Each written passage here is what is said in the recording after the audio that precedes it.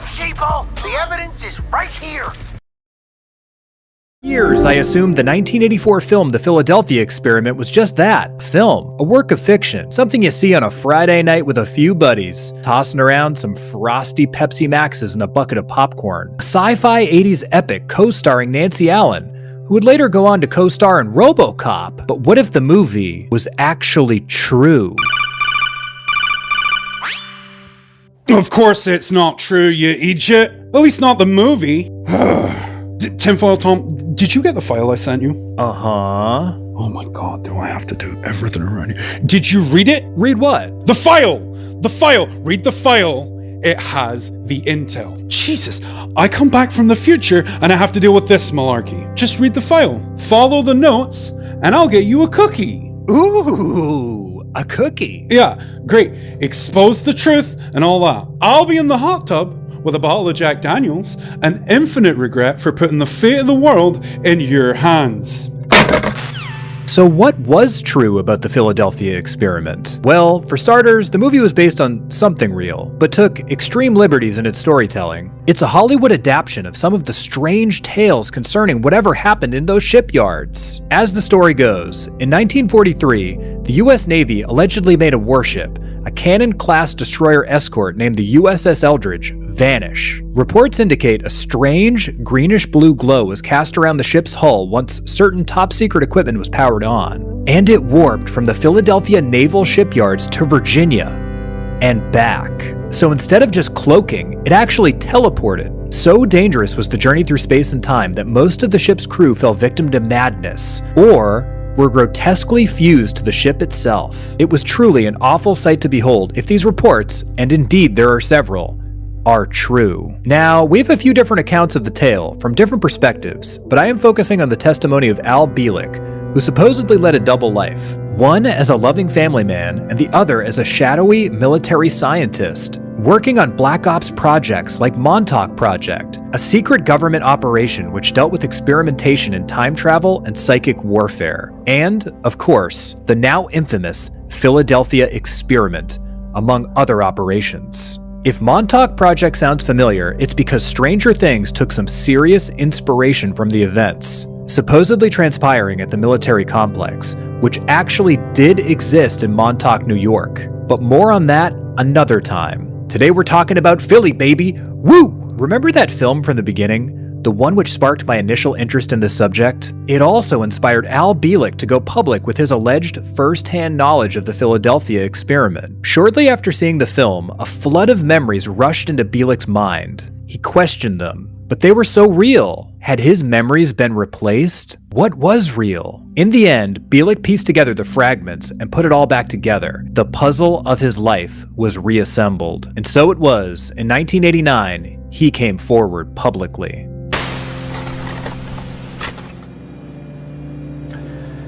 Hello, my name is Alfred Bielek, more commonly known as Al Bielek. Original family name is Edward Cameron.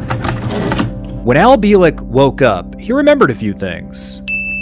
Among them, he wasn't actually named Al Bielek. He was, in fact, another man altogether by the name of Edward Cameron, born in 1916, a full decade before he was quote-unquote officially born. And he had different parents, a different life, and a brother, Duncan Cameron, who he had by now been long estranged from. Both had enlisted in the military for service during the Second World War and quickly rose in rank and stature, eventually working under figures like Nikola Tesla, Albert Einstein, and Dr. John von Neumann, specifically on a secret project to cloak warships and essentially render them invisible, something extremely important and strategically valuable during World War II. German U-boats had a reputation of ruthless precision when it came to sinking Allied ships, and the Allies needed an advantage to help win the war, and this technology would give them such an advantage. So it was that on a warm August night in 1943, after months of preparation, and a successful previous test on a smaller vessel, a new test was set to render an entire warship invisible, and Bielik and his brother were chosen to operate the controls from below deck on the USS Eldridge for this, the Philadelphia experiment. Everything was fine at first, but the experiment quickly grew out of control. Flashes of light began to erupt from the equipment, and the brothers were unable to shut down the power. The radio picked up nothing but static as they cried out for help, and upon escaping the control room, which by this point was totally unstable, and reaching the upper deck of the ship, the brothers saw that the ship was surrounded by a strange fog. I want to tell you more, but let's have Al Bielik himself tell you what happened next. We went for the railing. We both had the same idea at the same time. Let's jump overboard and swim ashore. There's nothing we can do. Everything appeared normal to the ship, up to the railing and slightly beyond. But a short distance beyond the railing, there was nothing but a solid gray fog. We didn't think anything about that. We said, let's jump overboard, and we did. I mean, we didn't say this verbally. This was, shall we say, simultaneous mental thinking. We jumped overboard. We never hit the water. We were good swimmers. We weren't worried about the height. Never hit the water. We started to fall.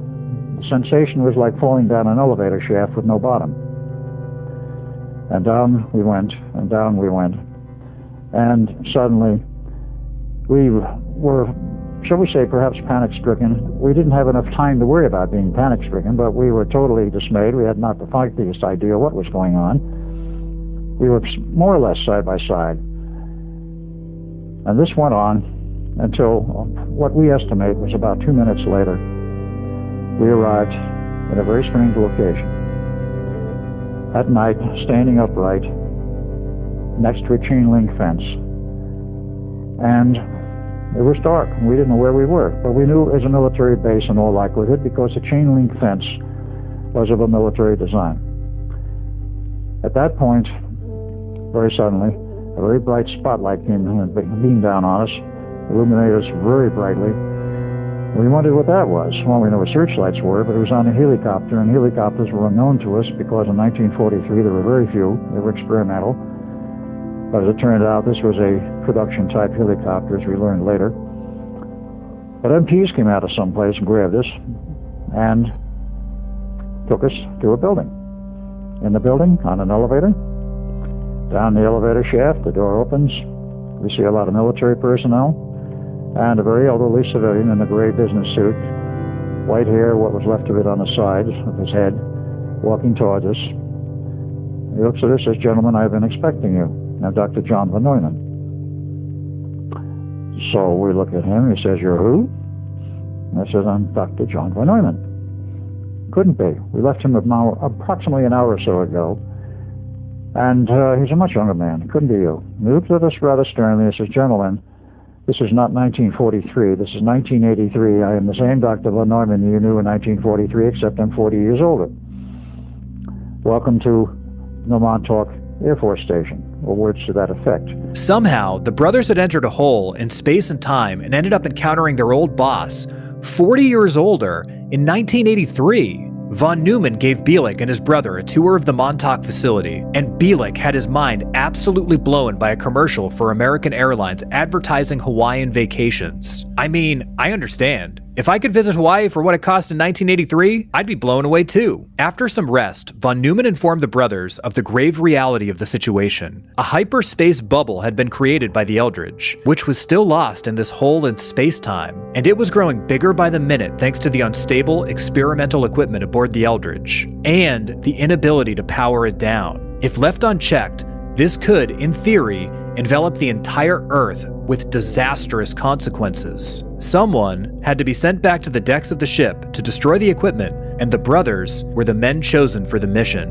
Von Neumann informed the brothers that with the time technology available to them at Montauk, they'd be able to send them back to the precise moment necessary, and then they had to dismantle the equipment by any means at their disposal. They agreed, and fitted with radiation suits to protect them, they were hurled through time again, landing on board the decks of the Eldridge, into a sight straight out of a horror film like Event Horizon. Men were literally fused to the decks of the ship, some alive, some dead. Those alive screamed out in utter agony. The sailors not fused to the ship had mostly gone insane and were running about the decks of the ship in fits of absolute psychosis. Bielik and his brother Duncan grabbed some fire axes in the control room and set to work smashing any and all equipment related to the project. And as the ship began to phase back out of hyperspace, field energy from the coils starting to wane, back on deck, Duncan, finally taking in the sight that the Eldritch was in and the absolute horror of the situation, took a look back at his brother, a hand on the ship's railing as if to say,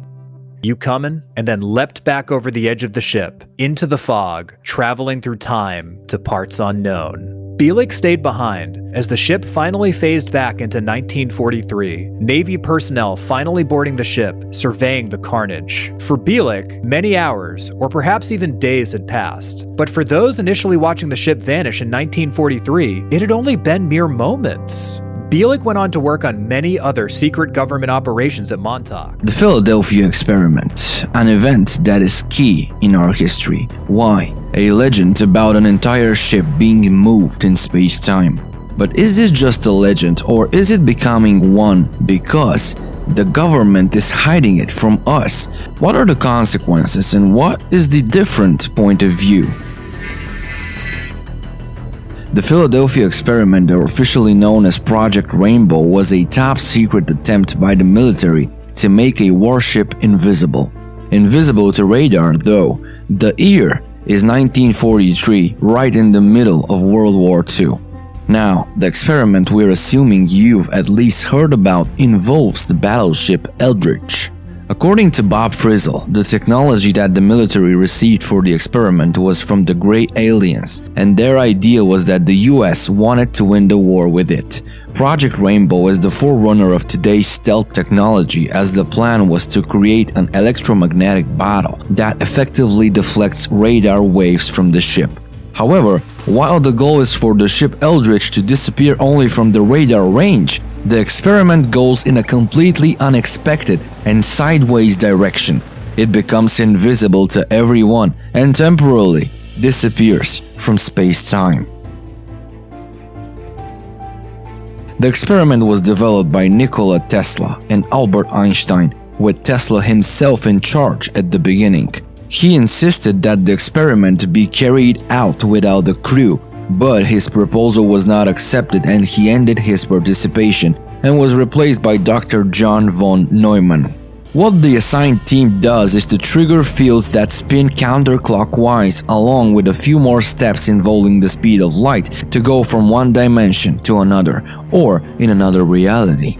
What is seen is a red mist around the traveler, and the colors are constantly changing from red to orange, yellow, green, blue, which is why it's called Project Rainbow. But when the colors start to flow into each other, the researchers panic and try to turn it off, only to make the situation worse, and the ship crashes interdimensionally or disappears for a bit from our space-time. The Eldritch disappeared from the Philadelphia Navy Yard for about 4 hours, and the ship also appeared in passages due to space-time, and when it returned, it was transparent. When it returns, the results are shocking. Humans had left the physical universe and there was no known environment around to connect it to. On their return to port, some passengers were stuck in the bulkheads of the ship itself. Some burned, some materialized and dematerialized, and some never returned at all. Those who survived were mentally disoriented and terrified. The interesting thing is that none of this became purposeful, because back then, the concept of teleportation was not known to our scientists. After spending considerable time in rehabilitation, the crew was subsequently released as mentally unfit. The diagnosis, mentally unfit, proved very convenient in order to cover up their stories. This, of course, resulted in Project Rainbow being frozen, and while a major breakthrough had been made, there was no guarantee that humans would be able to survive further experiments. It's interesting what happened to 2 crew members who started running at the start of the experiment. They jumped off the ship and started swimming, but when they reached land, they found themselves not in the harbor of Philadelphia, but on Long Island, New York, 40 years later in 1983. Their names are Duncan and Edward, later known as Al Bielek, Cameron. The reason is that the Project Montauk experiment was taking place at the same time, and the two experiments were connected. According to Al Bielek, there are 4 biofields on planet Earth, and all 4 come together at a peak every 20 years on August 12th.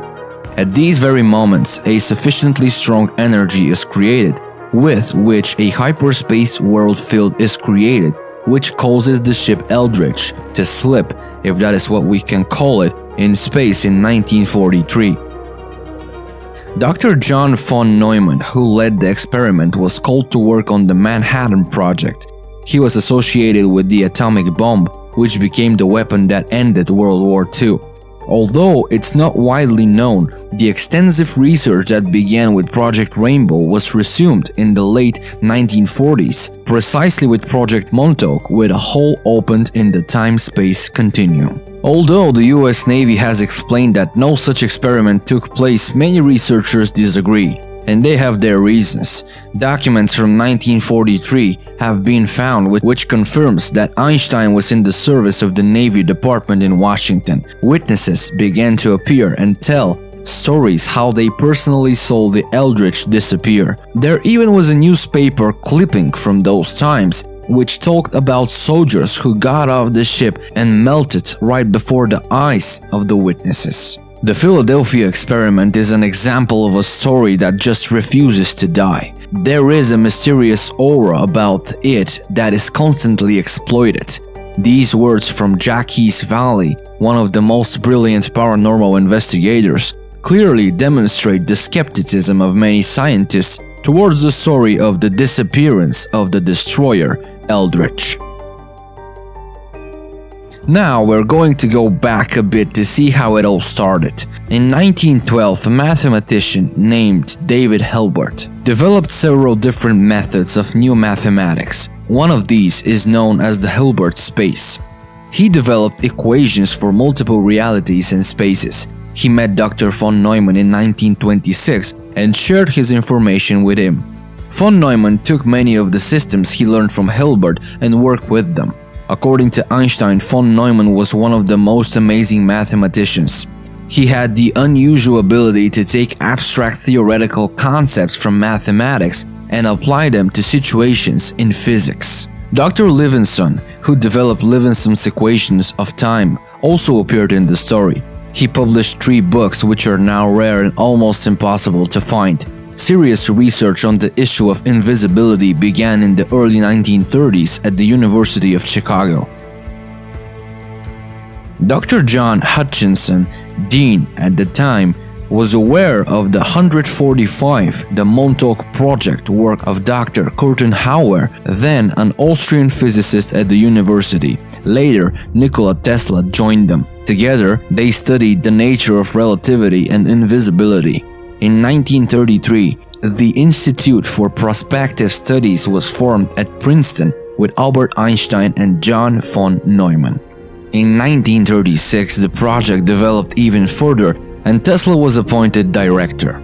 With Tesla on board, partial invisibility was achieved before the end of the year. Research continued until 1940 when a full test was made at the Brooklyn shipyard. The test was small and there was no one on board.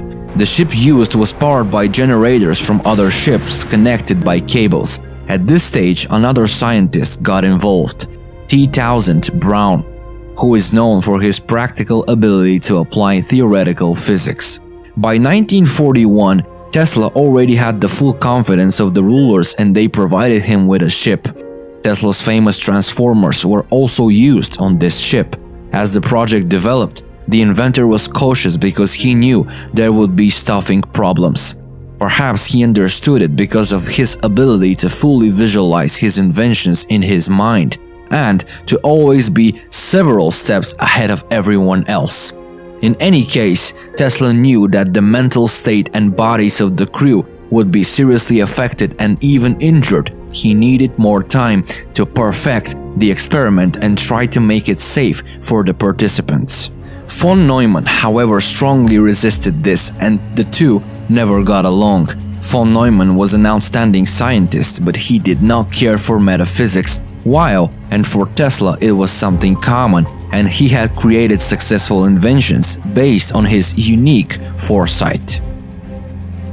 Part of what caused Tesla to give up was that during his experiments in Colorado Springs around 19,000, he said that an intelligence from another planet contacted him through constant signal messages.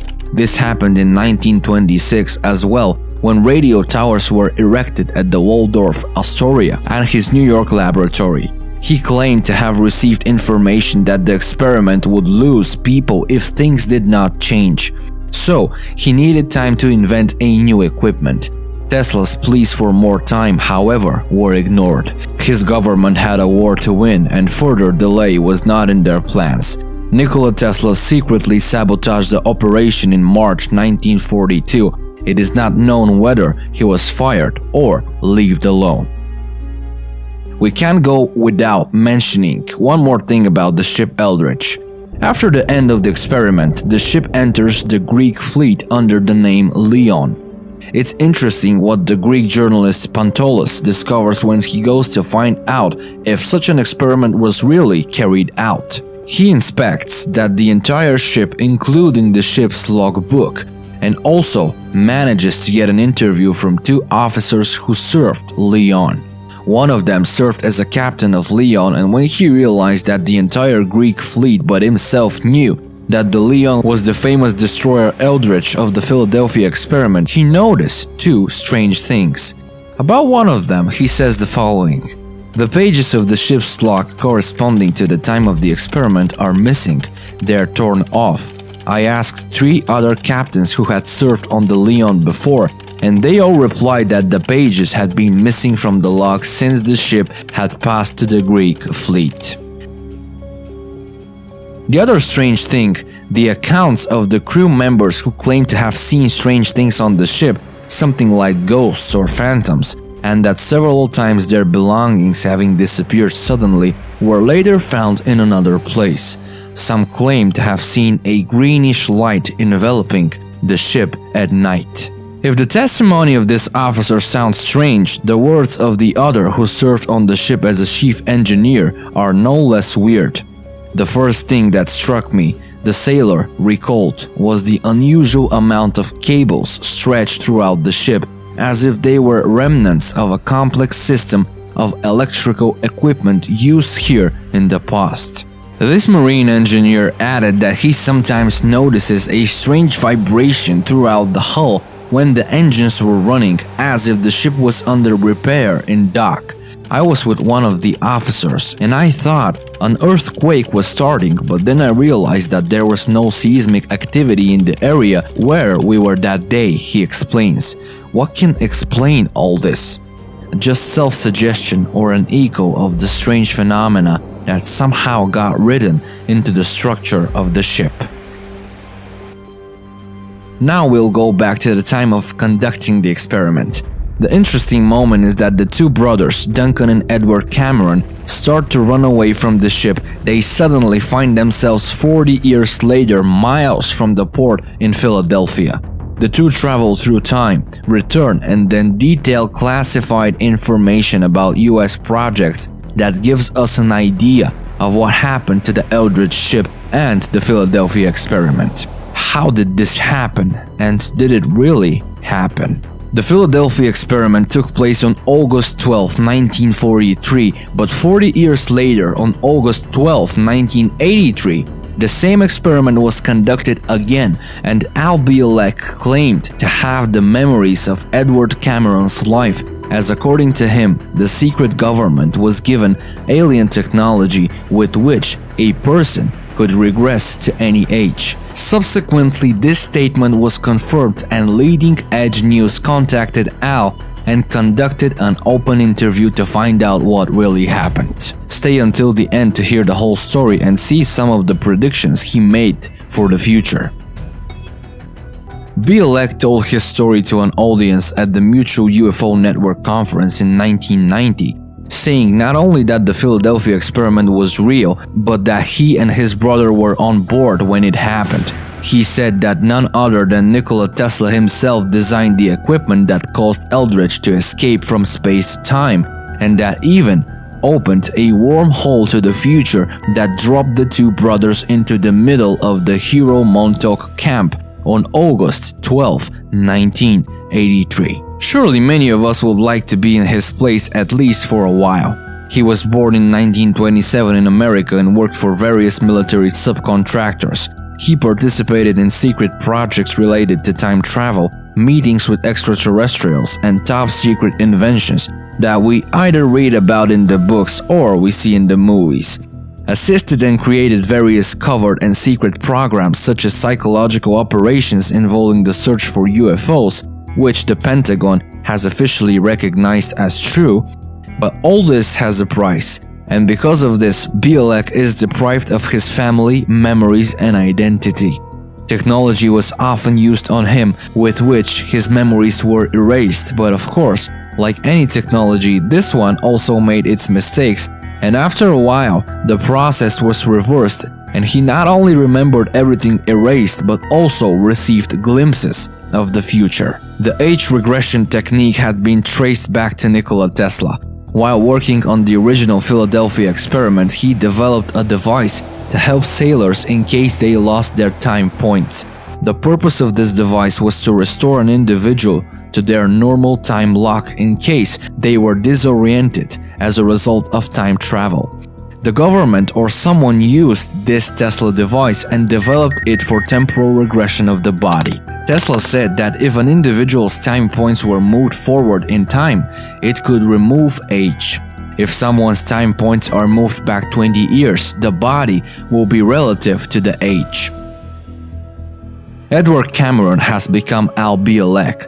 Al grew up with his own identity in education and became an engineer. Finally, he started working in Montauk. Here is what he explained in an interview. Bielek and his brother Duncan were naval officers aboard the ship Eldridge involved in the experiment aimed at achieving invisibility. The first test on July 22, 1943 was successful in achieving radar sight and camera invisibility, but the people on board were badly affected by the electromagnetic radiation, leaving them disoriented and ill. During the experiment, Bielek and Duncan were in the control room and were shielded from the radiation. The Navy scheduled a second test for August 12 and set a deadline. The ship was meant to shift in time, making it invisible. However, after about 30 seconds of the experiment starting, the equipment went crazy and Bielek and Duncan observed strange effects in the control room, including electronic lights blinking in waves and high-voltage arcs appearing despite no high-voltage equipment in the room. They tried to reach someone on the radio but only heard crackling. When they went outside onto the deck, they saw a greenish mist and disoriented sailors running in circles. Bielek and his brother decided to jump off the board and swim to shore, but they never reached the water. They felt like they were falling through a tunnel and ended up at a military base in Long Island, New York. They were immediately caught by the military police and brought underground to meet an elderly civilian who claimed to be Dr. von Neumann. He told them that they were no longer in 1943 but in 1983 and welcomed them to Project Phoenix in Montauk. They were shown around the base and saw advanced technology that did not exist in 1943. Von Neumann explained to them that their ship was still in hyperspace and the bubble around it was growing. They were sent back to the ship to break the equipment because Montauk had complete control over space and time and could send them anywhere at any time. If they did not destroy the equipment, the bubble could encompass the entire planet. So something had to be done to stop it from growing. They were sent back to the ship to break the equipment. Bielek explains that they were skeptical at first, but they were sent back in time to the Eldridge. Their instructions were to destroy the equipment any way they could, so they began smashing the equipment until the generators stopped. However, before the ship reappeared in port, they saw that some of the sailors had been buried in the steel deck and bulkhead of the ship, including their younger brother Jim. He explained that this happened because during the rematerialization process from hyperspace into our reality, the molecular structure of the sailors' bodies shifted, causing them to remain in a liquid state. If they found themselves near a wall during this process, they got stuck in. Bielek and Duncan did not completely avoid this tragedy. Jim died that way, stuck in the steel, and Duncan jumped again before the fields broke up and completely went to 1983 or somewhere around that time.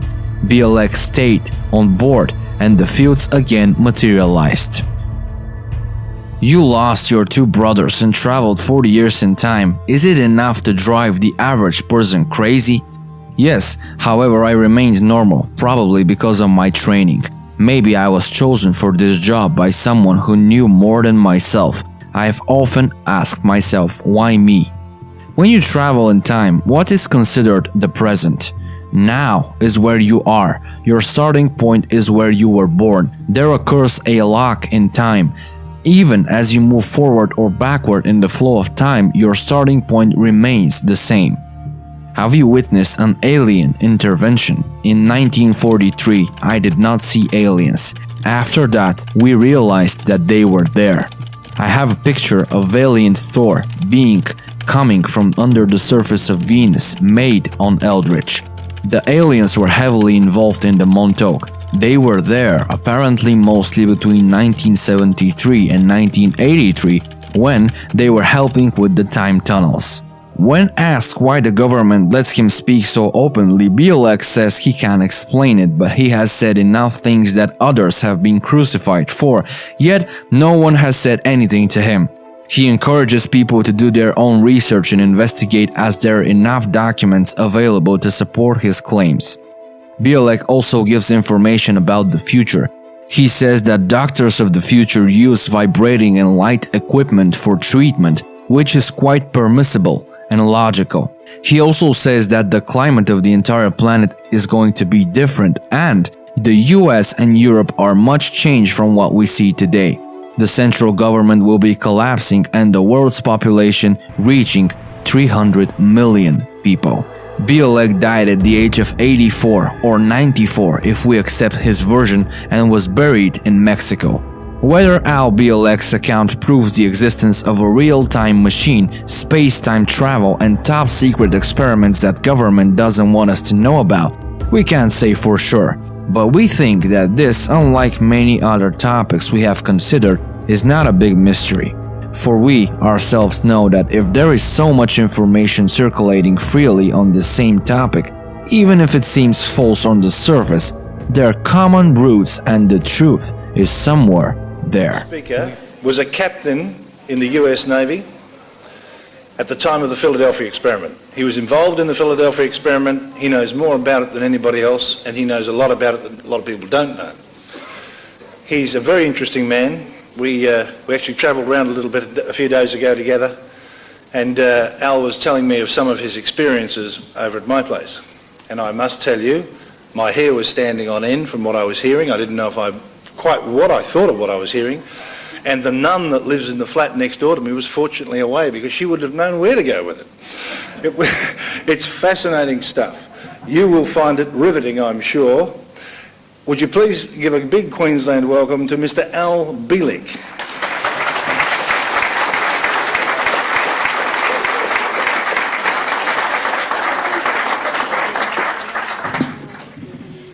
It looks like I'm all set up here with coffee, water, and whatever else I may need.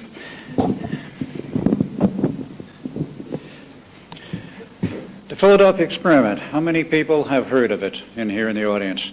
Well, that's amazing because when I first started lecturing on this subject, which was back in 1989, an audience of about 200 people, I asked how many people had heard of the Philadelphia experiment, and about 3 people raised their hands. Now it's the other way around. The Philadelphia experiment required that name in the final phases of the testing, which was, of course, at the Philadelphia Navy Yard, but it didn't begin there. It actually has a long history. It goes back to 1931, and the original people involved were Dr. Nikola Tesla, Dr. Emil Kurtenauer, a staff physicist at the University of Chicago, and Dr. John Hutchinson, who was then dean of the engineering section of the university. Tesla traveled a lot, and he went to Chicago when we kicked these ideas around. How do you make an object invisible? It was quite a bit in the popular press at that time, and during the 30s there were alleged photographs of people becoming invisible with special apparatus and this sort of thing. But they weren't talking about making a person invisible, they were talking about making a ship invisible, a warship or a merchant ship. And the idea first, of course, had to be proven as to whether or not it would work. The research work started at the University of Chicago, didn't get very far with it, it was mostly a paper study. And in 1933, the Institute of Advanced Study, which was at Princeton University, came online. And of course, at the same time, essentially, Franklin Delano Roosevelt became the 32nd President of the United States. Now, Roosevelt already knew Tesla because back in the years of World War I, Roosevelt was Under Secretary of the Navy, and Tesla was asked to do war work for the government at that time, which he readily accepted and did a number of interesting things. There's a long history of Tesla. I won't go into it now on some of the other participants. I'll leave that for the workshop or for my videotapes in which it's fully detailed. But Tesla originally came into the United States in 1884, had an interesting history of involvement of various people, being cut off with funding, running his laboratories in New York. And of course, during that war period, he met Franklin Delano Roosevelt. In 1933, Roosevelt invited him back to Washington and asked him what he was doing and so forth, and after some conversation suggested that maybe he should be the director of this project of invisibility, as they called it then. It had no formal name other than Project Invisibility. It was sort of a nickname project. So he became director. And the interesting part of that was Tesla had an honorary degree as a doctorate. He had no real degree whatever. He never finished his schooling back in Europe. His father died first. Everyone else at the Institute had at least a PhD. And of course, this did create a little bit of friction, but Tesla was not a permanent member of the staff. He was not there except on a temporary basis, kept his other lab operations going, but nevertheless, he assumed the responsibility for these tests. They continued on with the theoretical work at the Institute after they moved it out of Chicago. In 36, they had the first sort of test to see whether or not anything worked, and they found out, well, it didn't really do very much, but maybe we're working in the right direction type thing. From the beginning, because of Roosevelt, the Navy was interested in this project. And the Office of Naval Engineering, as they called it then, now it's called the Office of Naval Research, funded it. And they gave quite a bit of money under the table, so to speak, to keep this project going, because they were very interested in it from a military standpoint. Well, time rolled on, and 1940 came around, and they had a new system, and they installed this on a ship in the Brooklyn Navy Yard, sort of out of sight to everyone, because the Brooklyn Navy Yard was quite large. And they had two adjacent ships, one starboard, one port, which held the heavy equipment, and special antennas on the small ship in the middle, which was actually a tender of about 350 tons. No one was on board the ship for the tests. They turned all the equipment on, and of course it worked very well, very successfully. The ship became invisible to sight. They weren't concerned about radar in 1940 because that was not yet a major military system. It became so in the next 2 years. But at that time they decided, well, we got something that works here. Everybody was happy. Everybody was elated, from the Navy to Roosevelt. So Roosevelt said to Tesla, he says, well, it's been successful. I'm going to give you a real ship to make invisible. I'm giving you a battleship. It will be moved into the Philadelphia Navy Yard. And Roosevelt's words were, if you can make a battleship invisible, you can make anything invisible.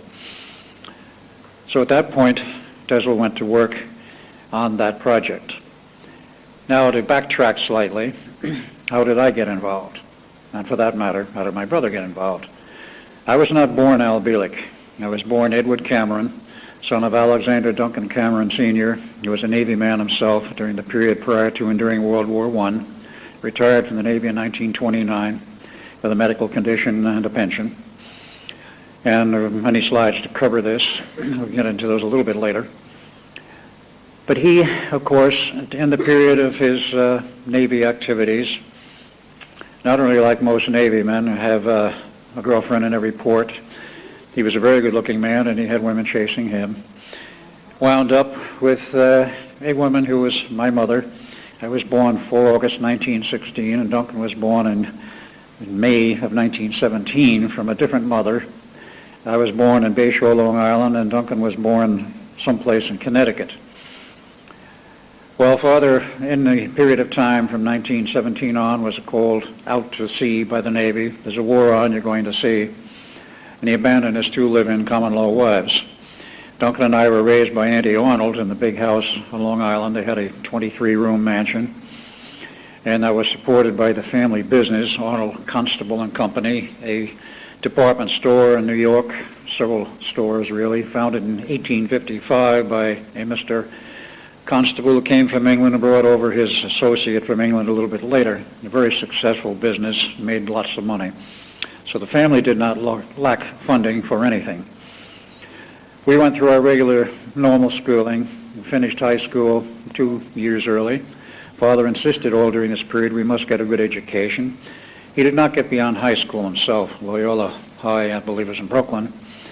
But he wanted us to have a very good education.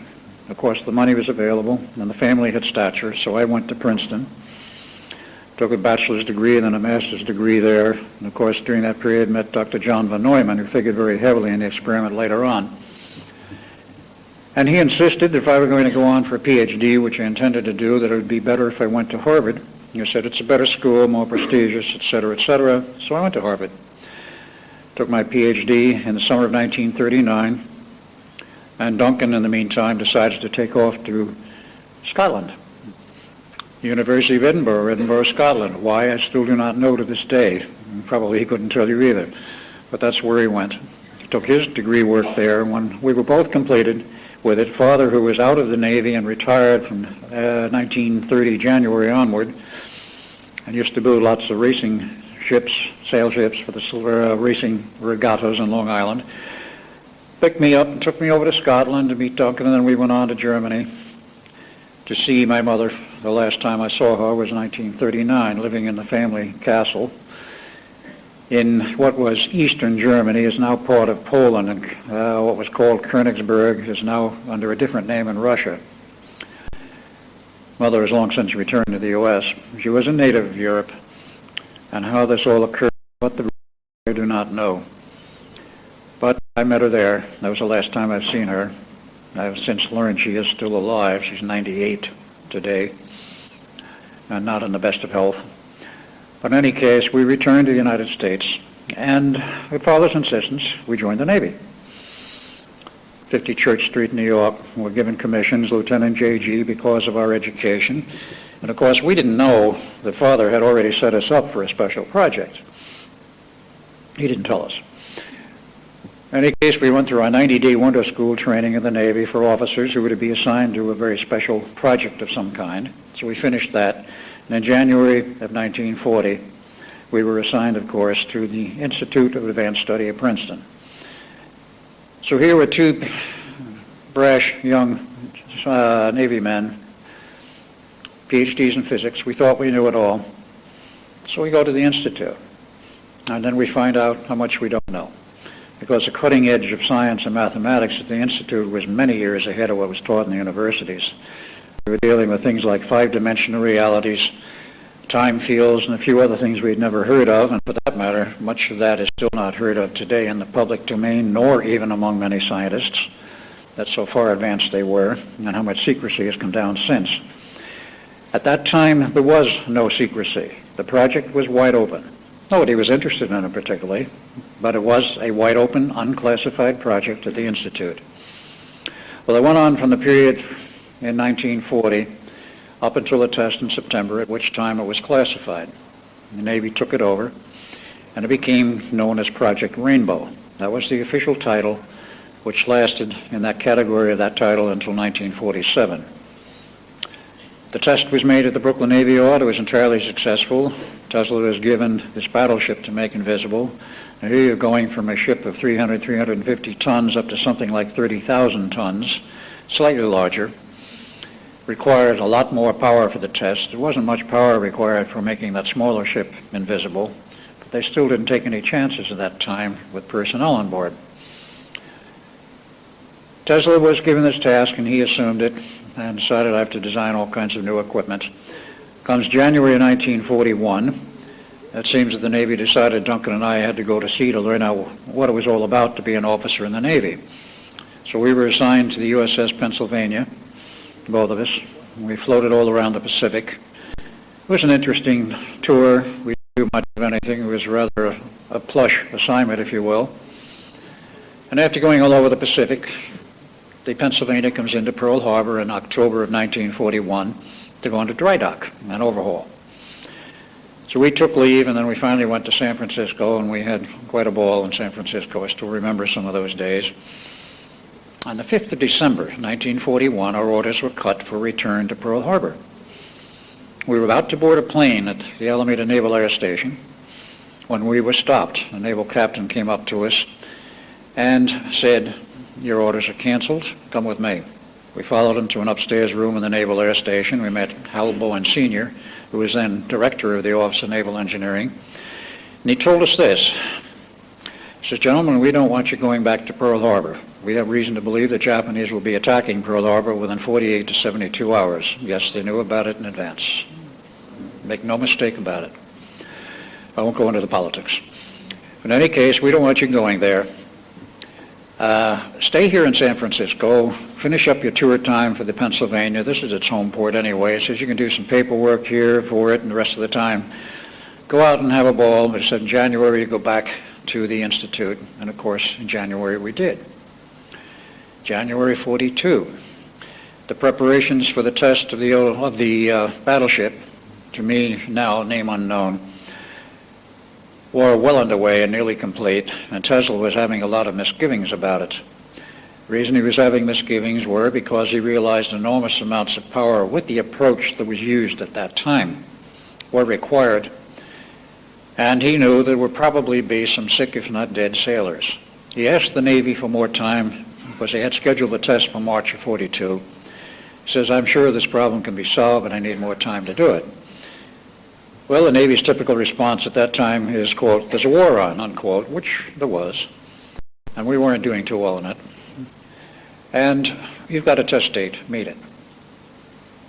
So he worked rather feverishly. In the meantime, he had finished his work with RCA. That's another part of his history, but he was the Director of Engineering and Research worldwide for the last 4 years of his career at RCA. Joined RCA in 1919 and retired in 1939. Had a big party for him at down in New Jersey at one of the facilities for RCA.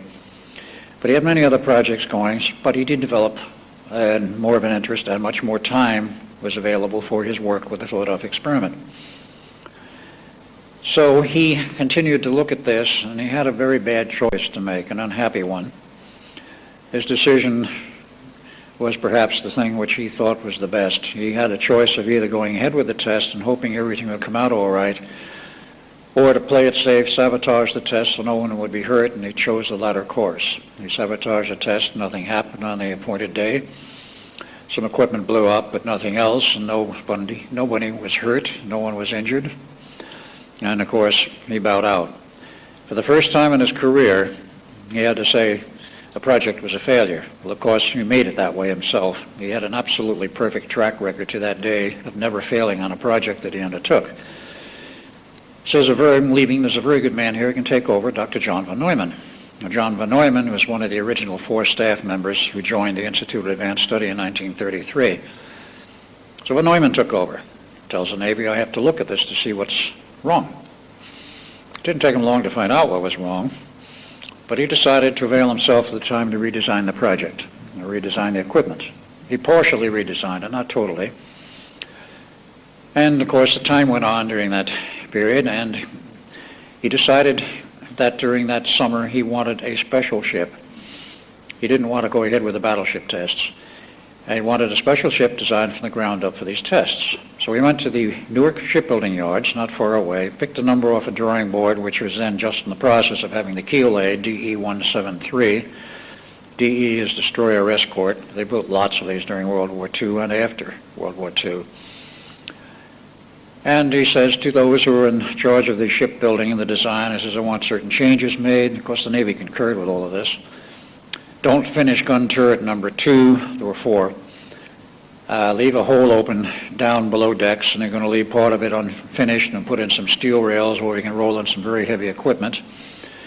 And otherwise, it'll look like a standard destroyer. And this is where the unfinished turret is. You can build a wooden turret to fill up that hole and make it look like it's complete. So they did all this work during the summer of '42. In September, the ship came down the ways and went immediately to the Philadelphia Navy Yard, where, of course, wanted to dry dock to outfit the very heavy equipment. Heavy equipment meaning an 8-megawatt diesel electric generator, because the ship's power was totally inadequate for handling these tests. You're using lots of power for this original approach.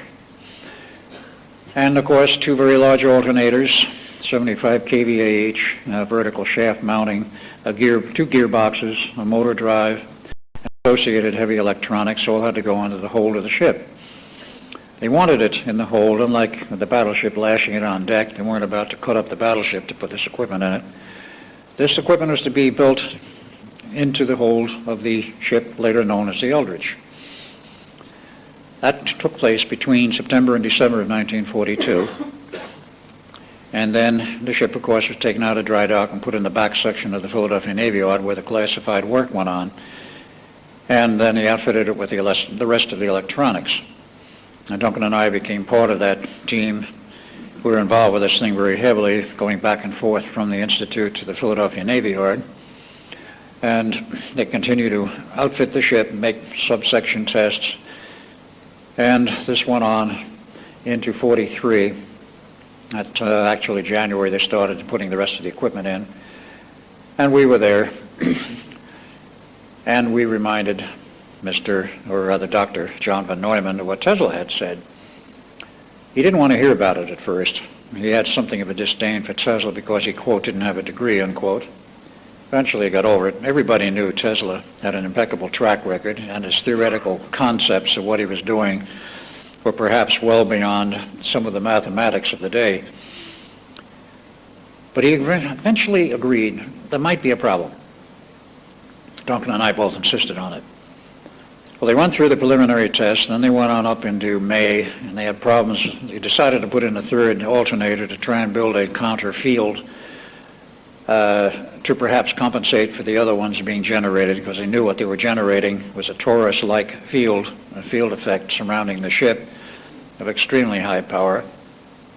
3rd generator didn't work. It managed to zap one of the sailors working with us as a technician, and he wound up in the hospital in a coma for 4 months. He finally came out of it and was discharged. So we went on with this, and eventually all the equipment was installed. They did a shakedown cruise of the Eldridge, which it passed very nicely. And then on July 22nd, they decided to have the first test. There was also, I should add, a test crew. During that summer to fall period of 1942, the Navy went throughout its entire fleet and asked for volunteers, about 33 volunteers for a special project. They had to be specially selected, meet certain requirements, both physically and mentally. They weren't told what the project was, but it was hazardous, and they get hazardous duty pay.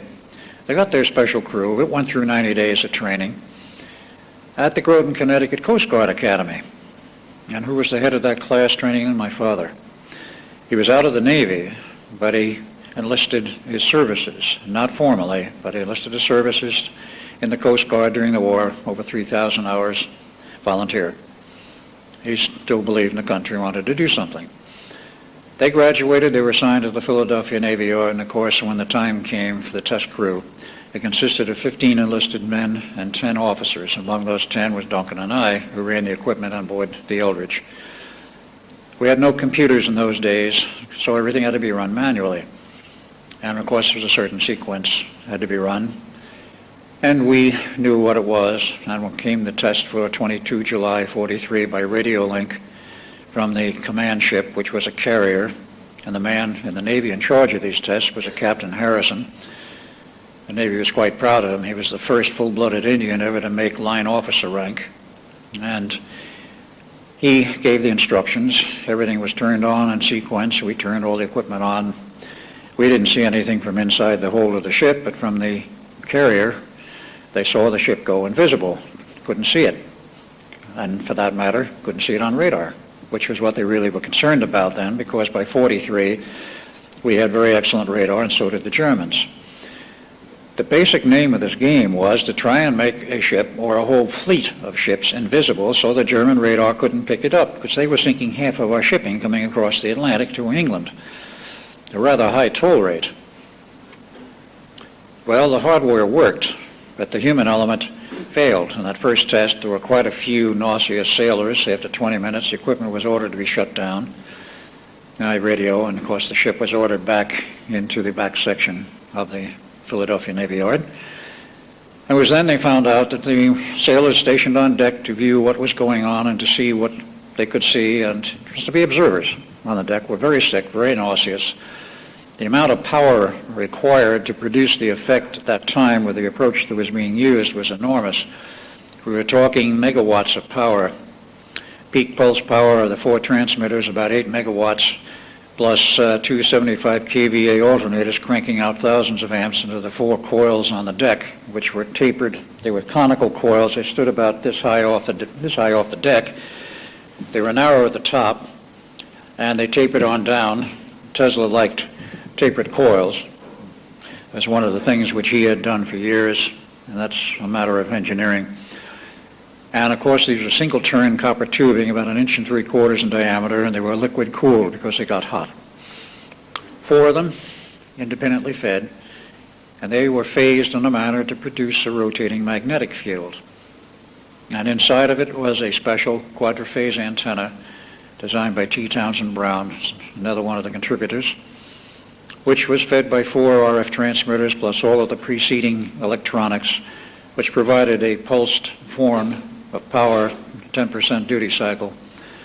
And the antennas were driven in such manner with the electronics that they produced a rotating field, both fields counterclockwise. I'll get into more of the details on that in the workshop. But that was the basic field structure, but the power inquired was enormous because of the approach. And unfortunately, the human mind, the human brain, and the nervous system can't take that kind of power level very long. There was, in a sense, virgin territory. We had no prior history as to what the human nervous system could or could not take. And this is one of the things they found out in the process of those tests, multiple tests, that the human nervous system can take just so much and it collapses or burns out if the power is high enough. Many of the sailors, all the sailors on the deck essentially were nauseous, but there were others below deck who were unhurt, unharmed, and of course Duncan and I were behind a steel bulkhead, so we didn't feel anything. At that point, Van Neumann knew he had to do something to redesign the system, and he went to the Navy and asked for more time. Navy told him nothing at first. They demurred, they didn't give any answer. And about the 1st of August, they came back to him and said, all right, you have until the 12th of August, 1943, to complete these tests or forget it. Now, that's what we call a drop-dead test date. Do it by then or don't do it at all. Somebody knew von Neumann's mentality and knew very well that he would take until the last possible minute all the time he could. We worked around the clock. They said, well, there's one other change you can make. We don't really want optical invisibility. We only want radar invisibility. That was a minor change. Didn't really cut the power down. But that's what they decided they wanted. And of course came the 12th of August, and I might add, by the 9th of August, many of us in the crew knew something was very wrong, just that gut feeling. I might add that if you're exposed to that level of power for very long, if it doesn't fry your nervous system first, you wind up being very sensitive and rather psychic. That's one of the ways you can induce a psychic sensitivity. High levels of RF and magnetic power at the appropriate frequencies. Not a good way to do it, but it works. We were all sensitive to the fact that something was drastically wrong, but none of us knew what. In the slides I'll get into that a little more. But came the 12th of August, we were to proceed with the tests. By that time they had 3 observer ships, a different carrier, but Captain Harrison was still in charge. Van Neumann was on deck. They had a Coast Guard cutter, and they also had a commercial merchant ship by the name of the SS Furiaseth. And there was a man on board, Carl Allen. He was not a seaman, as others writing something of the history of this back in 1979, or attempted to write the history, Burlitz Moore, did not know all of the facts. Carl Allen was a naval officer. He was also a physicist, and he was stationed on the frigate Seth as an observer. Later on, he wound up in Los Alamos as part of the bomb project, and he is, I might add, dead today. They had these observers, they scouted them around, and of course we were finally given our orders to turn on the equipment. So we did. For the first 70 seconds, to those observers who were stationed on the carrier deck, everything seemed to go the way it was desired to go. Namely, the ship was radar invisible. They couldn't find it through radar, but you could still see it vaguely through a greenish haze. Now, I might add, in both tests, it produced an area of invisibility in the water considerably larger than the hull of the ship. So if you couldn't see the ship, you could look for the water line in the invisible part of the bay. It was deep enough there that they couldn't even find where the bottom of this thing went, the so-called invisible section of the water. But in that second test, after 70 seconds, there was a blue flash of light and the ship disappeared, the water line disappeared, and it was gone. Totally. They knew it was gone because there was no water line. They could not raise anyone on the radio. So they're all tearing their hair out and biting their fingernails or whatever else they do under those circumstances. And approximately 4 hours later, the ship returned to the same point from which it had disappeared. So they then look at on the deck through the binoculars and they try and raise anyone on the radio. They got no response via radio. And looking through binoculars, they could see pandemonium on the deck, but part of the antenna as part of the test system was missing, and things just didn't look healthy. So they ordered a boarding party to go aboard the ship with two-way radio, of course. They boarded the ship and looked around. They were reported back and found as two sailors buried in the steel deck, their bodies intermingled with the steel, and were dying. Two more in the upright and standing in the bulkhead, and both of them were dying. One of them was our younger brother, Jim Cameron, who enlisted in the Navy after Pearl Harbor. He was about 6 years younger, and he died among the others. The fifth man had a hand buried in the steel bulkhead. That was all that was buried in it, so they cut his hand off and gave him an artificial hand later. He lived. They looked at this mess. I was there, and I said something about it. Duncan was missing. And of course, the Navy calls a board of inquiry. 4 days of it. The Navy loves boards of inquiry. So this went on for 4 days, and I gave my report, which they didn't believe. Other people gave reports. They didn't really know what to do at first, but they finally decided they would have a third test further down in the harbor, which was conducted late October. Put the ship on station, no one on board, remove the entire crew after the ship is on station, and run all of the control systems by remote cable over 1,000 feet long to an adjacent ship. The appropriate time, they turned on the equipment by remote control, and of course the ship disappeared. Came back later with smoking equipment in the hold, and some of it was missing. When they boarded the ship, they scrapped the project and said, that's enough. We'll send the Eldridge out to sea. Of course, they had to rebuild it first and finish the unfinished sections, which they did. It saw war service from 1944 through 1946. The Eldridge then went into mothballs and was there until 1951 when the Greeks were given the Eldridge and another ship as part of a ceremony where Truman turned over some of our surplus ships to the Greek Navy. It remained with the Greeks up until 2 years ago. I had a bit of a problem tracking this down, but it seems like the Greeks kept it as a training ship. They didn't take good care of it. And quite literally, it was rotting. 2 years ago, the Navy approaches, our Navy approaches the Greek Navy, and the Greek government says, we want the Eldridge back. We didn't give it to you, it's ours. They didn't ask for it back, they demanded it, and they got it back. The Greek Playboy magazine, believe it or not, published the pictures and the story of the Eldridge in the issue of 1 year ago, last October, which I have, and the photos show the Eldridge in rather sad shape. They towed it across the Atlantic. It couldn't even go under its own power, from what I was told.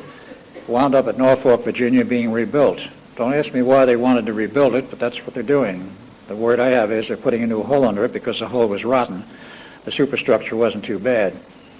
Whether they want it for a museum piece or for other purposes, I do not know. I wanted to get into Norfolk before I left Atlanta, but I was not able to do it. I might at a later date see if I can find the ship. It does not show from aerial photographs, having flown over it, a commercial airliner. I have a lot of pictures of Norfolk. But that basically was the history of the Eldridge. Now, what happened so far as Duncan and I were concerned in the interior of the ship in the control room? Well, we turned the equipment on as per instructions. Everything seemed to be all right for about 30 seconds. And then we started to notice some very peculiar effects.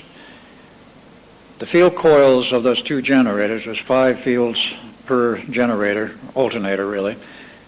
So there was 10 field coils to be driven by banks of electronics, 300 6L6 tubes per field coil. We had 3,000 of those things in various parts of that compartment and elsewhere in the ship.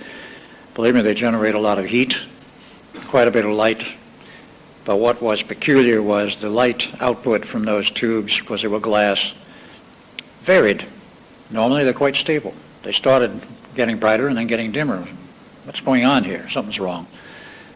Next thing that happens is we get high voltage arc over, or what we assumed was high voltage arc over, internally in the control room. And there was no high voltage equipment there. The arcs were jumping across the room. In retrospect, I can say it was not high voltage electricity. It was an etheric type discharge. We didn't know what it was at the time, but we did know something was wrong. We could raise no one on the radio, so it was up to us to do whatever we thought best. We went for the main AC power control systems to shut all the power off, and those cotton pickers were frozen solid. We couldn't move the handles. We couldn't do anything with it. Conditions were getting worse in the interior. We decided it was time to get out of there, so we opened the bulkhead door, go out on the deck of the ship, and we both get the bright idea at the same time. Something wrong here. Let's jump overboard and swim ashore. We were both good swimmers. But I might add, at that time, we could not see anything, whatever, beyond the railing of the ship. Everything on the ship, not up to the railing and slightly beyond, appeared normal. Beyond the railing of the ship any distance was solid gray, couldn't see a thing. Nevertheless, we jumped overboard. We didn't hit the water. We kept falling and falling and falling like you're going down an elevator shaft with no bottom. Eventually this stopped, and we wound up standing on dry ground at night. We didn't know where we were. A chain link fence to our background, which we recognized as a military fence. And suddenly, out of nowhere, comes a blinding searchlight beaming down on us from up above. Well, it was mounted on a helicopter, but we didn't know what a helicopter was because in 1943, Sikorsky and others were still playing with helicopters to make them a viable product. Nevertheless, we were quickly picked out by MPs. We did recognize what they were. And we were grabbed and we were taken to a building. We went in the building door to an elevator, down several levels with the elevator. Door opens. We see a lot of military personnel, some civilian personnel, lots of strange electronics, and an elderly gentleman with gray and white hair approaching us, most of it missing. He walks up to us and says, "Gentlemen, I've been expecting you. I'm Dr. John von Neumann." We look at him and we say, "You're who?" He said, "I'm Dr. John von Neumann." Couldn't be. We left him an hour or so ago. He's a much younger man. Well, in his very strong brogue, which comes out of Europe, he says, "Gentlemen, I am the same Dr. von Neumann you knew in 1943, 1983 on Montauk, Long Island." We didn't believe him. We thought he was a little bit daft, but he wasn't, as we found out subsequently. They gave us the Cook's tour of the underground. The first thing that hit us was all kinds of modern computer systems, which we didn't know what they were because there were no computer systems in 43, other than some very strange calculating machines built at Harvard, an analog machine and one electronic machine at the University of Pennsylvania in Philadelphia, right, which was not a computer, it was a calculator. So we look at all this modern equipment, tape drives, hard disk drives, display systems, large screen display systems, and they gave us the Cook's tour. We saw a lot of things we didn't know what it was. Finally, they sat us down in front of large screen color TV. Now, 1943, what did we have for TV? Small 10-inch square tubes, black and white. There was no color in those days. It was still highly experimental, being played with in the laboratories, and they really didn't get anywhere with it until after the war. There it is, and we see it, and we sit down and we watch. Rather upset by this point and rather confused, both of us, Duncan and myself. So we start watching TV, and we sit there and, like anyone does, start watching TV. The thing that got to us after the discussions about man on the moon, the Cold War, and views of modern cities and modern freeway systems, none of which existed in '43, what really got us was the commercials. On your next trip, on a vacation trip to Hawaii, why not fly with us on our 747 jet? Of course, advertising for a particular airline, such as American Air.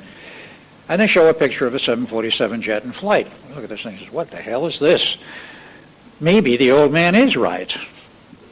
Well, we went back to him. We finally were convinced that it was Van Neumann, number one, and number two, we weren't in our normal time frame.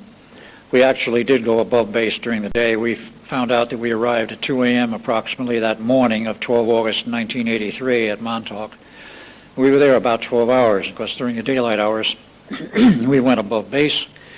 They gave us a small tour, but we were never allowed off base, nor out of their sight.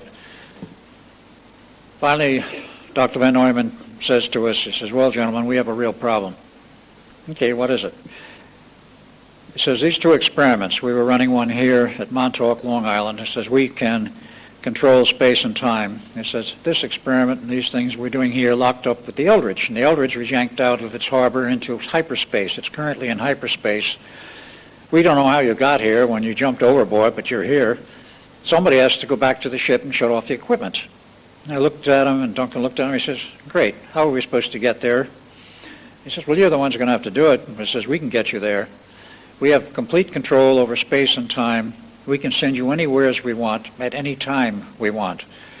This is a subject for the Montauk Project, which we'll come up with much more thoroughly in my workshop, because you have to know what it meant and what it was. But briefly, it was operating from 1976 to 83, and it had solved all the problems of transport of an object or a person through space and time to any point they wanted, either in our solar system or outside. And with some very, very sophisticated electronics, which involved aliens, part of the government agreement in 1954, which they were there with government approval. That I'll get into more later on Tuesday. In any case, he said, we'll send you back, and they did, to the decks of the Eldridge with instructions. Shut that equipment off any way you have to. Smash it if you have to. We did. Put on gloves, found axes, and started chopping up electronic equipment, cables, and everything with instructions, certain pieces of equipment we do not destroy. When we had chopped up enough of it and cut the cable feeds and the drives to the field coils of the two major alternators, they started to wind down. And at the point where they started to wind down, we knew essentially it was over. So we put down our gear, went out on deck. At that point, we saw two sailors buried in the steel deck. They were not buried at the time we jumped off the ship, but when we came back to the ship, they were. And of course, among that, we saw younger brother Jim buried in the bulkhead. It happened his head and shoulders were not in the steel, and he was still able to articulate a bit, and he was crying. I went over to try and comfort him. Duncan takes one look at this mess, heads towards the rail, looks at me like, well, aren't you coming along?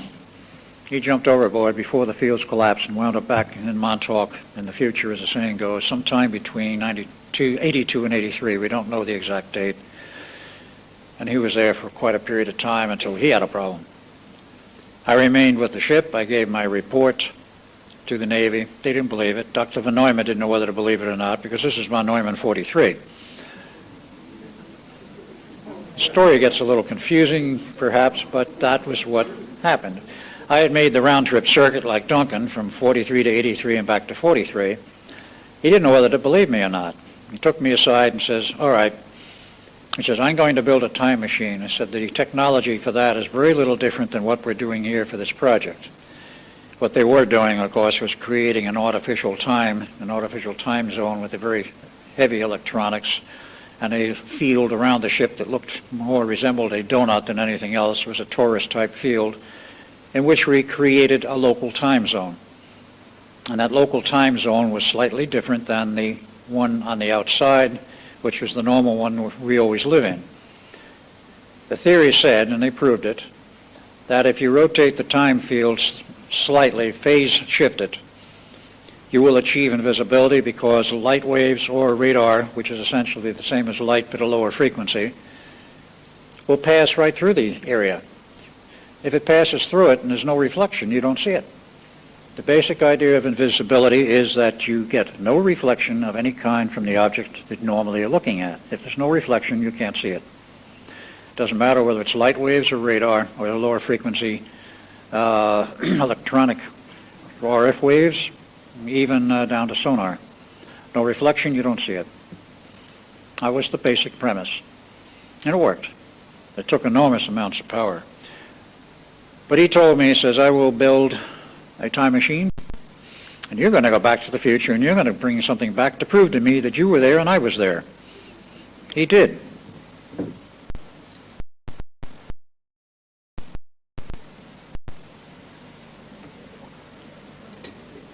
He built the machine in the lab, sent me back on several trips to 83.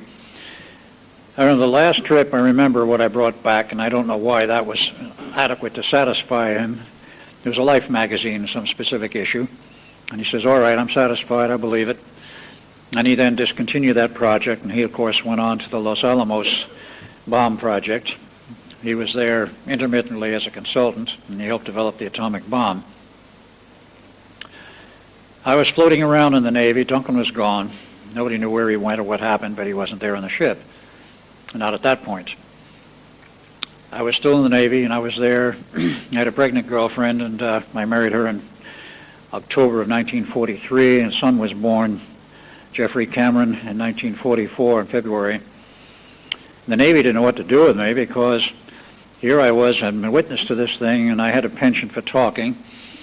And it had already, without my help, had gone through virtually the entire Navy, including the Pacific Fleet, about this terrible experiment in Philadelphia. Everybody knew about the Philadelphia experiment. The Navy was aghast. What are they going to do to cover it up?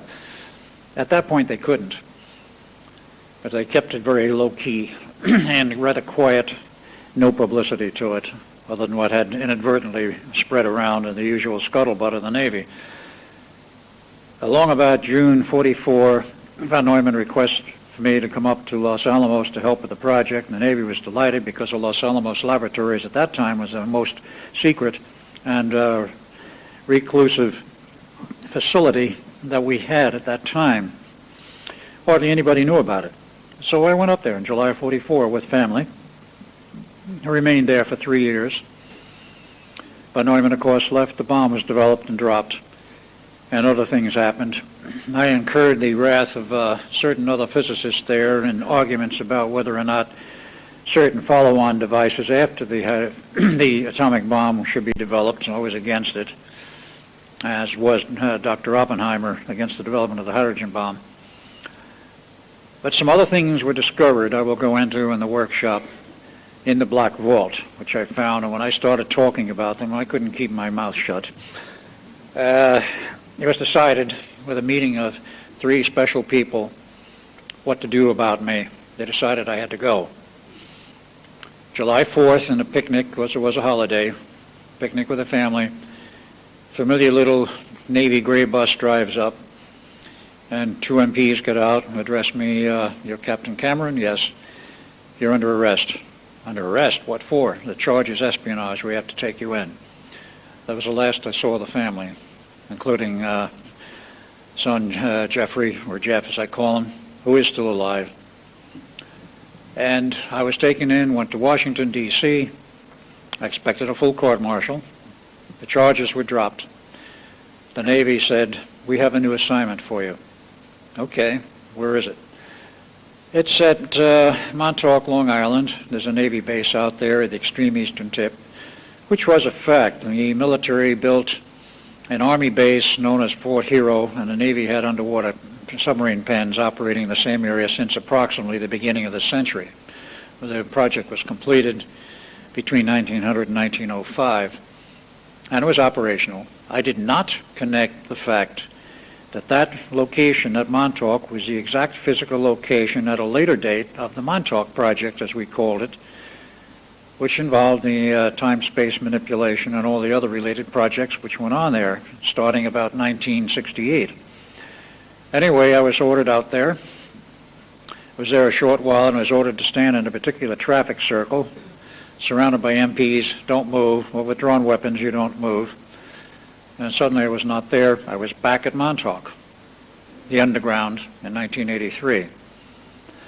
At that time, Von Neumann, who was a consultant only, and essentially was a consultant at the time when we met him the first time, which was 12 August 83 in the morning hours, I was sent back to Montauk, and I was told by him, a rather tearful Von Neumann, he says, I don't like what they're going to do to you, but they want to get rid of you. They're going to strip you of your memory and your personality, put you in one of our neat little machines here for age regression, run you back physically to the age of a baby, perhaps 1 year, perhaps less, and because of what we have here, they'll ship you back into the past and plug you into another family and hope that you never remember anything of this. Well, I didn't. I did not remember my connections with the Philadelphia experiment until January of 1988. I do remember back to the time of a Christmas party as Al Bielik, not knowing at the time in December of 1927 my name or the family members there, but most of those I knew later. And most of what they were talking about I understood, which is a little unusual for a 1-year-old kid. And I grew up as Al Bielik. I knew nothing about my past. Went to high school. Got out of high school, joined the Navy. I drafted, actually, in World War II, electronics 45 to 46. Got out and tried my own business. That failed, so we went to college. And I went to Newark College of Engineering for about 2 years, then eventually I moved to California and finished my education there, and then became a consulting electronic engineer from 1958 to 88. During this entire period, knowing nothing whatever of my past, I had a fascination for the Philadelphia experiment.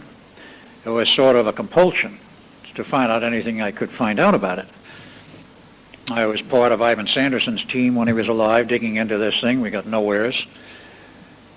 But eventually, January 1988, late one Saturday night, watching HBO television on a large wall projection system, 4 a.m. in the morning on Saturday night, I was about to retire, and they announced, well, the next feature of this evening will be the Philadelphia experiment. This, of course, was the commercial movie produced and released in 1984, which I did not see at the time when it went around. So I said, I've heard so much about this, I've got to stay up and see it. So I did, through the whole 9 yards of it, which with commercials ran about 3 hours. But the first 15 minutes hit me like a bombshell because they portrayed a scenario in that movie which is almost exactly the way things happened. Right down to the bar scene the night before. The bar closed about 5-6 years ago. The Blue Lagoon was its original name. But that scenario was correct. Everything about the first 15 minutes was correct except for the crew. They showed 150 personnel. We only had a skeleton crew on board, and the date was August 12th rather than October. Aside from those minor details, everything was correct up to the point whereas we're standing with our backs to the fence at Montauk, which we didn't know at the point of time I referred to that it was Montauk. We were captured by the MPs. In the movie, of course, the helicopter that's overhead blows up and explodes and hits the ground, blows a hole in the fence, and of course the two heroes of the movie escape, and then it begins the Hollywood version, which had no reality whatever, and of course all over Nevada and California, and eventually back to the secret base, which was in Wendover, Utah, in the movie. Actual fact was Montauk, Long Island. That part was partly correct. But that first 15 minutes was the trigger to bring back the memories, which were probably near the surface anyway. Then I remembered at that point, about 2 days later, hey, I had a family. I wonder what happened to the family. Oh yes, Dr. John Von Neumann was in charge of that project at that time, and he'd promised me if I ever remembered my being part of the project, he would call me within 72 hours. It took him 48 to try to contact me. I was living in Phoenix, Arizona at the time, and he was on the East Coast. He didn't know where to connect with me, so he went through connections with Preston Nichols and tried to get me, but I was not available that day. It happened to be a day I was in heavy lab work with the company I worked with at that time, which was the last job I had. This was in '88. He made several attempts. I did eventually meet him, but I might add that since he left the government service and the Montauk Project when it crashed on the night of 12 August 83, he said that I've had enough, I'm retiring, going to my little home upstate New York. And of course, he had a problem with a split personality, which got much worse, and the government pushed it a little bit to make sure that he didn't remember that he was Dr. John von Neumann. Once in a great while, he would remember, but only when he left the area, would get in his car on a lark and drive to Long Island. Then he would remember who he was, look up Preston, and try to find me. I've met him many times in his upstate New York home. And as one of the little anecdotes on this, it's rather curious. I knew by then who he was, and the first time I finally got together with him, it took several attempts. We talked for about 3 hours. And about halfway through this conversation, in which he was spieling off, literally like a phonograph record, his escapades in New York as a surplus electronics dealer. His name was Howard Decker, I'm sorry. And he knew all of the right companies and the names of streets because I had lived in New York and New Jersey, and I knew everything he told me was correct. Finally, in the middle of this, I asked him, Eric was his middle name, and I like to use the name Eric. So I said, Eric, what do you remember about the Philadelphia experiment? Never heard of it. Well, do you remember me? I said, yes, but I don't know where from. They couldn't erase that. Well, a lot has happened since then in the way of further research, but let me get into the slides here because there's a lot to show and I don't know where we'll get cut off on time. I'm looking at the time now. 25 minutes. 25 minutes? Yep. Okay, that's enough to go through a good part of the slides. Let me fire it up and we'll give you some more background of what it was all about. Okay. I don't know how many of you here are familiar with the East Coast of the United States, but this was a map of the Philadelphia Camden area, and the actual Navy Yard is over here in this section down here, and that was, of course, is the Delaware River, and the Navy Yard was there and much of the facilities, and in the next slide we have a little better view of it. This is more of a close-up. This again was the Navy Yard, and the facilities at that time were quite extensive. It's all shut down today. We had a seaplane base, that's closed. The main Navy Yard is there, it's still physically there. There are other depots which are no longer there or used, but of course the Philadelphia International Airport has been there to this day and of course is heavily used. When I was living in Atlanta, it was very convenient for me and my roommate to go up to business into Pennsylvania. We'd fly into the airport and then to rent a car. When you fly into the airport, they fly right over the Navy Yard. Got some wonderful pictures. 91, after my memories came back in 88, I started to do some research. In 91, with Preston Nichols, we drove all over the area and I took a lot of pictures. This is the main naval base entrance for the Philadelphia Navy Yard. It's hardly changed since the 40s. This was taken most conveniently from the railing of I-95, which did not exist in 43, of course, but they conveniently built I-95 and another bridge and a parking area on the bridge so we could stop and take all kinds of pictures. It was very convenient for that purpose.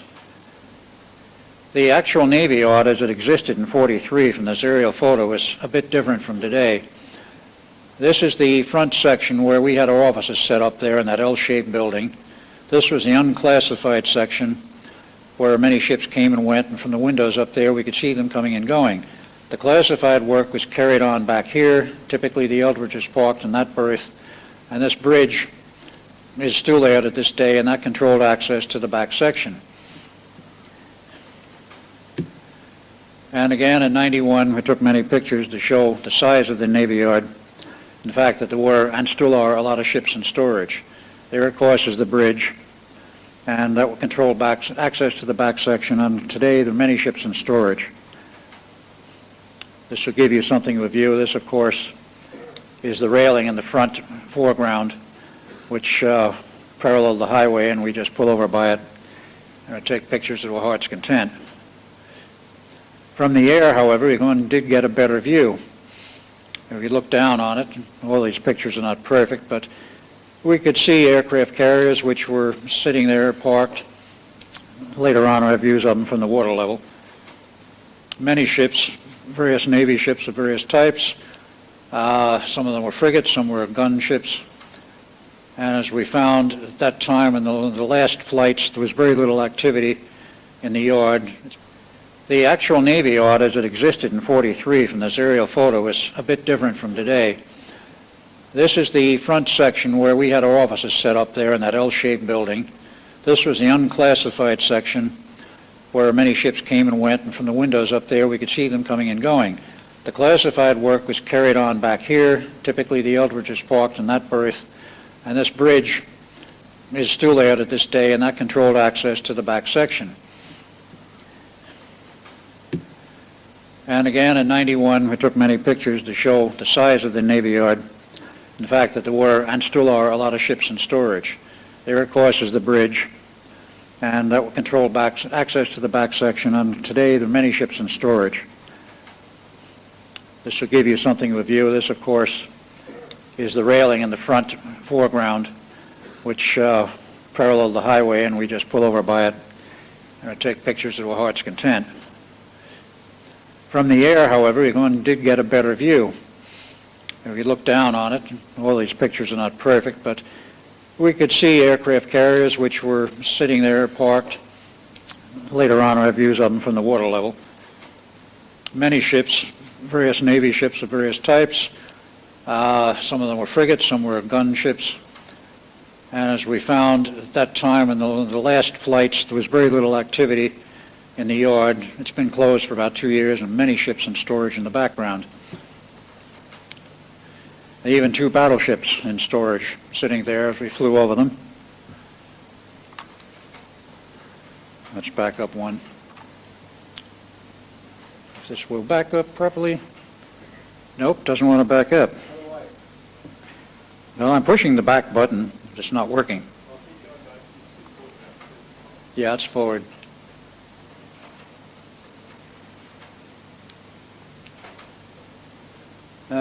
We've got a problem here. No, this thing is not working right. All right, now we go.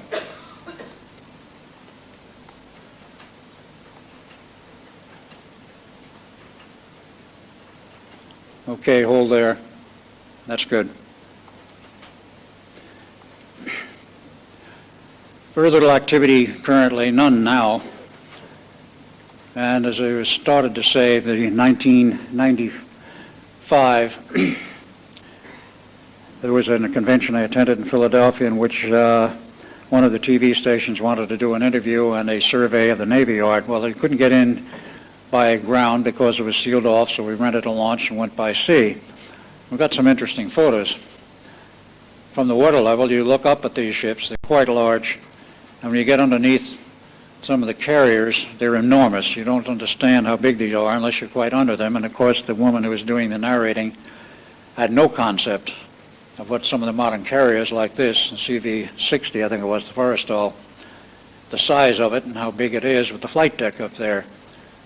This is the bridge when you look at it from the water level, with a warning sign there, keep out, and so forth. We did not go through and under there because the yard, it was, at least at that time, patrolled. This is the Fold Hall, which was the actual administrative center for the Institute of Advanced Study. It was completed in 1939, and after I realized my connections, I went back there to Princeton, that whole area, to see what I remembered and what I could find. The 4 original founding members of the Institute of Advanced Study was Dr. Alexander, this was taken from a documentary, Dr. Einstein, in a famous pose, familiar one with his pipe, John von Neumann, that photo was taken in Europe before he left for the United States, Dr. Oswald Veblen, of whom I know very little. Those were the 4 original founders. There were many more after that, and many more projects. Dr. David Hilbert, a German mathematician who figures very heavily in the background of the mathematics which led to this project. He developed 5 different systems of mathematics. The principal one was nicknamed Hilbert Space, in which he described multiple realities and how they could exist side by side, which was quite important in terms of the theoretical understanding of what we were doing. And that, as well as other highly advanced math, figured in the final analysis and which led to hardware. T. Townsend Brown, who became associated indirectly with the project because he was a Naval Reserve officer who was pulled in the Navy in 1938 to work on the German magnetic mine problem, which he did solve, and the approach was quite similar to that which we used later. This is the library inside the Fuld Hall. One of the more concealed and less known people is a Dr. Norman Levinson. I finally found his books in the library there, 5 unclassified books on mathematics, very advanced. He was at MIT as a math professor until he died in '76. But the classified books, the important ones he did on time equations and the time matrix, are still classified, and you can't find those in any normal literature listing. I wandered around the grounds, and this, of course, is part of the graduate building on the Princeton property. As you can see, very well maintained. It's a very elite school, has lots of money. It's the second oldest university in the U.S., Harvard being number 1 for being the oldest. And I wandered all through this place and around the property, and I saw this pine tree in the middle of that back courtyard, so I took a picture of it. It had nothing to do with the experiment, but I thought it was a nice tree and had some memories for me, so I added it to the collection. But this is one of the study halls, very familiar to me. The important thing about this was as I wandered through it, all mahogany walls, mahogany tables, oil, artwork, originals hanging on the walls. It reeked of money. I mean, the students who went there came from families with position on money.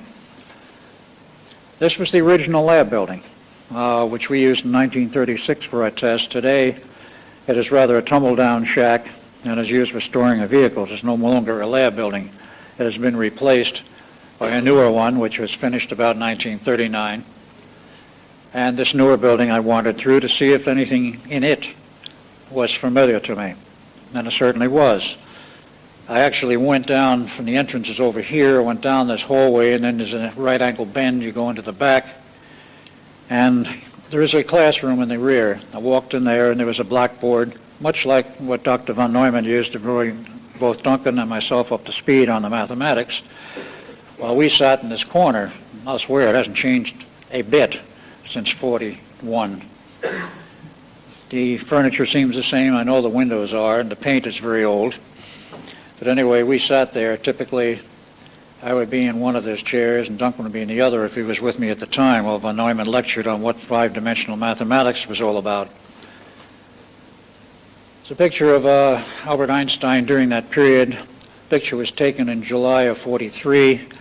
He was being visited by Navy people all the time. There were many other projects ongoing there. It was a think tank, a premier think tank of the United States at that time. And there was much more going on than just the Philadelphia experiment. And Einstein was the guy who sat on top of everything. They used to nickname him the General. If you couldn't solve a problem, go see the General. Typically, after 2 weeks of head scratching and tearing your hair out, you go see him, he'd solve the problem typically in 5 minutes. And this was the graduating class for the Eldridge. Now, this is rather interesting of note. There were some 33 people in here. There were non-coms down here. In the middle here is my father, who, of course, was in his Coast Guard uniform, volunteer service, and all the enlisted people back here. There's no other officer showing here. There were some non-coms. This guy is curious. The Navy was very rigid on their dress code. He had on Argyle socks, which is not exactly regulation. We've yet to figure out who he was, but it would appear that he was not real Navy personnel, but perhaps someone sent in by one of the agencies to watch over the experiment. Picture of the Eldridge as it was seen on September 12, '43, steaming in an unknown location. Wish to point out a few things on it. It had 4 gun turrets, number 1, number 2, 3, and 4. They were 3 inchers. The larger ships later on had 5-inch turrets, fully enclosed. The main antenna mast, we had our special antenna for the invisibility effect mounted on top of that. The room where we had our controls and the control system was in there. And the 4 coils that I mentioned were set essentially symmetrically about that antenna mast. There were 2 on the port side, 2 on the starboard, and of course the 2 across here were lined up and the 2 back here were lined up, so they were like a square, actually an oblong square, a rectangle. And those 4 coils were driven by the generators down in the hold down below. This is what the ship looked like in that particular shot. It had already been christened by September 12th. Actually, the only date that's in the Navy's log that's correct is the August 27th date for christening at the Eldridge. That was after the 2 tests, including the disastrous one. These pictures fell heir to me because of a man by the name of Phil Schneider. His father, Oscarado Schneider, was the official MD in charge of the project. Oscarado Schneider, this man here, is a Navy man who the Navy says was born, according to the official record, in Chino, California in 1905, went to the University of Berkeley, University of California at Berkeley, took his pre-med, and then went to Harvard for his medical school and joined the Navy and came up through the ranks. Phil says that about 2 weeks before his father died, he'd been ill for quite some time, he confessed to the fact that he was a former German U-boat captain, had been captured by the French in 1940, turned over to the Third Army, and stayed there for a while, and someone negotiated for him to come to the U.S. and become part of the United States Navy with the same rank that he had in the German Navy, that is, captain. He became a medical officer, medical corps. And there's some very strange aspects to that because I've read some of his handwritten notebooks, and I've never seen an MD that can handle mathematical equations like Oscar Schneider could. So what he was in the German Navy before, other than captain, before he was captured, I don't know. There are other people in here who are very important. There was a Dr. Maxson in the background. There's a Dr. Vannevar Bush, who is a presidential advisor. I think that's him there, but I don't have the full runoff of names. And this man in the foreground is very interesting. The man's name, as I found out, was Don Thor. He had a brother, Val Thor, who had an office in the basement of the Pentagon during the period, around that period for about 2.5 years, opposite Dr. Schneider's office, MD doctor, who had an office in the basement. That was on the 9th of August when that picture was taken. The man who was lecturing was an Indian, that is, continent of India physicist, who was a specialist in subatomic particle physics. And exactly what they were lecturing on, I don't know, but most of the people in there were civilian and were scientists of some stature and repute. Another picture of him, the man there was probably OSS, I don't know that as a fact, but many years later he wound up being the president of AIL, Airborne Instrument Laboratories in Long Island, which Preston Nichol worked for some 15 years. Dr. Schneider in his formal uniform for the United States Navy. And it's a little bit faint, but that was in the Pentagon basement office. On the other side of that wall was the office for Val Thor. I mentioned this to Dr. Frank Stranges in Los Angeles, and he looked at me and says, "How did you know that?" He knew Val Thor and has known him for many years. Val Thor and Don Thor are Venusians, honest-to-God Venusians from Venus. Why they're here, I don't know. Why he became connected, that is, Don Thor became connected with the project, I don't know either. But he was. This was taken from a documentary which I got my hands on, dealing with the subject of code breakers. That was a formal title of the presentation on PBS out of WGBH Boston. The last part of it, they showed the capture of a German submarine. That man there, and I'm going to have to send this through a special digital clarification, but that man there looks to me very much like Oscar Schneider. They gave no nomenclature as to the date that ship was captured or who was on it or the number of the ship either. What's important about Schneider's background and what I found was the correspondence he had with other people in the Navy. I think you can probably read this without my reiterating it, but if you look at the date up there, starting in 1944, he's dealing with the subjects of the Eldridge. He called it the Furnace, which was a mistake, DE-173, the problems with the personnel, the ship's log, and everything was classified above secret. And that was letter number 1. Letter number 2 deals further with the problems, and particularly the fact that they had some crew members escape. J. Edgar Hoover gets in on the act and classifies everything, and they want to send all of them down to Quantico, Virginia for psychological testing. Letter number 3, in further detail, before they get up to a level of 1A prime directive, they were really upset over what was going on with some of the sailors. Some had escaped. You can probably see the date up there is 1954. This letter was to Dr. E.U. Condon, who was one of those on board the Eldridge, that 9th August briefing. He's going into the whole problem which was still plaguing them, and then gets into some personal material down here about other projects he was concerned with related to Tesla. But the 4th and final letter is the most interesting. Notice who it's sent to and the clearance level. It was a rhyolite clearance level, which I had somebody on the radio a month or so ago deny there was any such clearance, but Phil Schneider had a rhyolite 38. Don't know what clearance level his father, Oscar, had, but he's dealing with people at still higher level. He deals with the subject of an autopsy of sailor number 9 and what he found in the body, particularly in the cerebellum. This strange little object, about 1 1/4 inches long, 1/4 inch in diameter, had a metal tip, and on that metal tip was some very strange writing, symbols which were not of this earth. And he asked, "What is this thing of the Superior?" It was buried in his brain, the dead sailor's brain, and he found 3 more in the same body, 4 total. We had no such technology in 1943.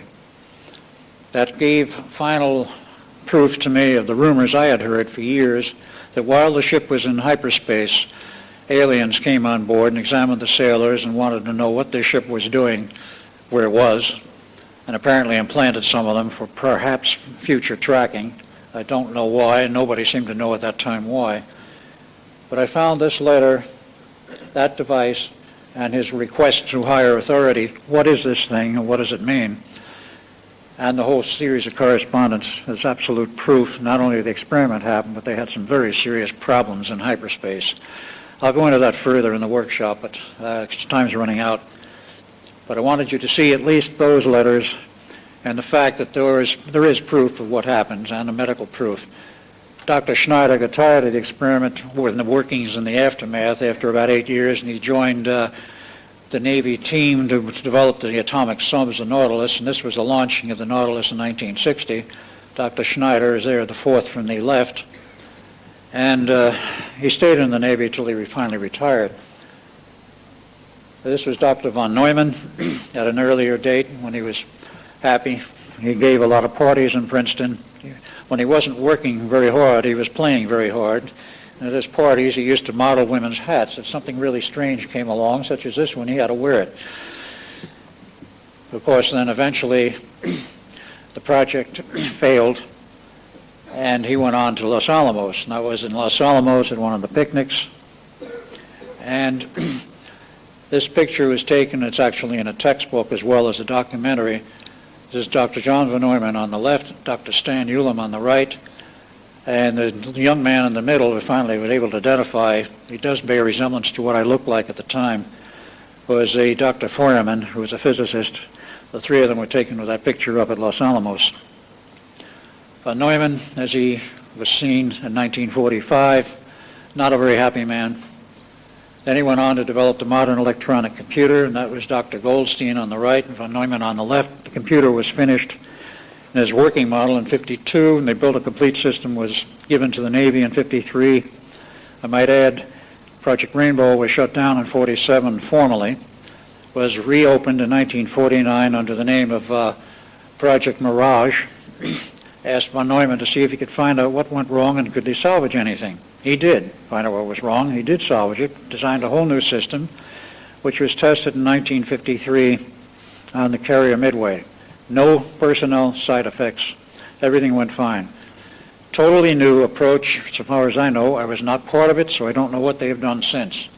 But this is a model of the first working computer, which is now in the Smithsonian. Very crude looking by today's standards. But he created the first true computer because in the magnetic storage elements down below, he had the idea of the stored program, and that's what makes the modern computer a computer. You can store all kinds of programs, you can plug into them and tell the computer what programs you want to use as the calculations go on, therefore it is a true computer and not just a calculator.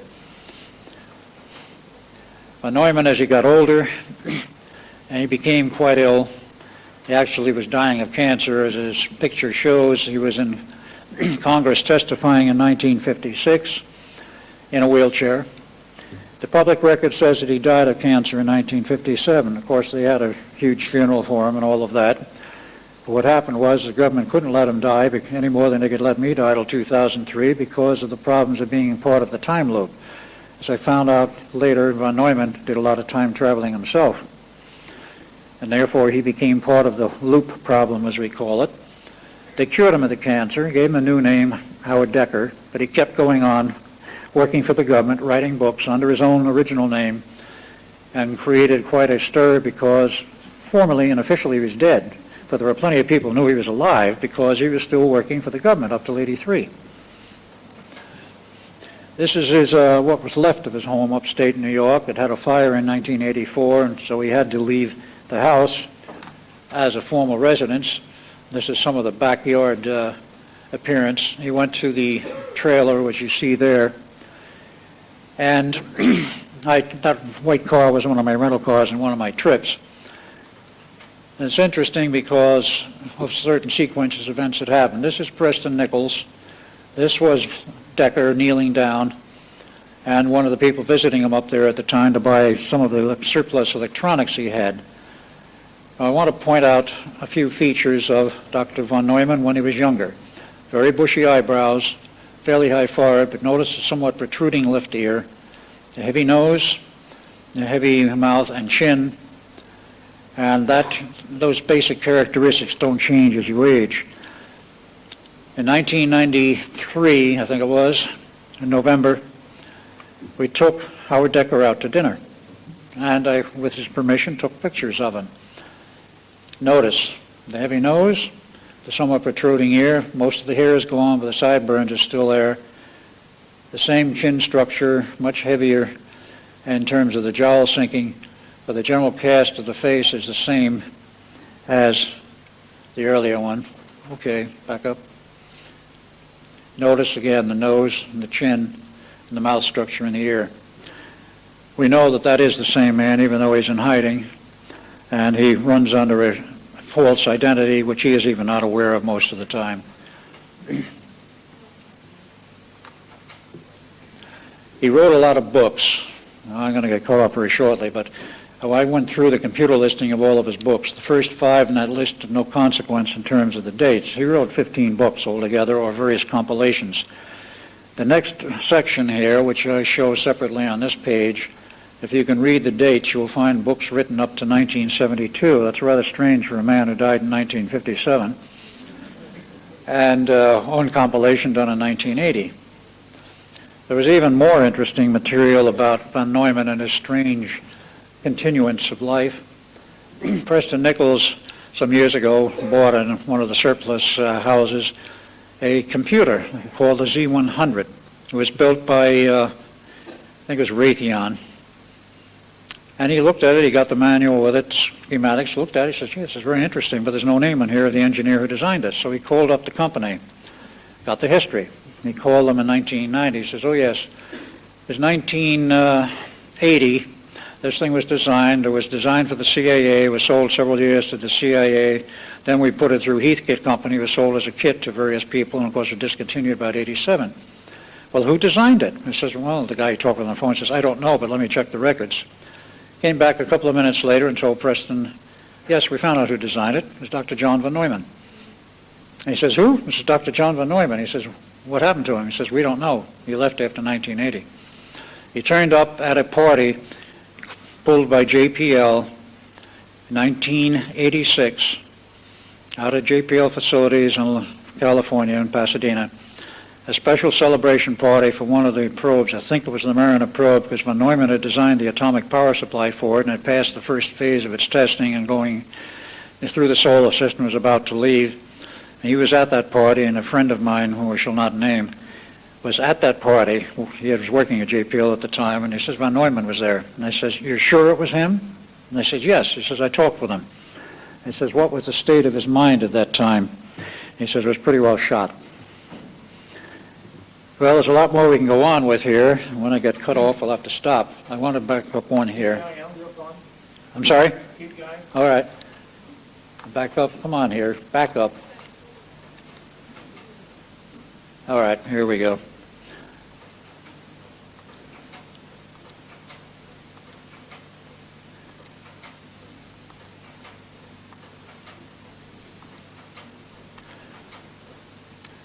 In 1955, the Navy thought the whole project, the Philadelphia experiment, had been thoroughly buried, but it seems like a paperback book entitled The Case for the UFO, written by a rather well-known astronomer, appeared in paperback form on Admiral Firth's in-basket.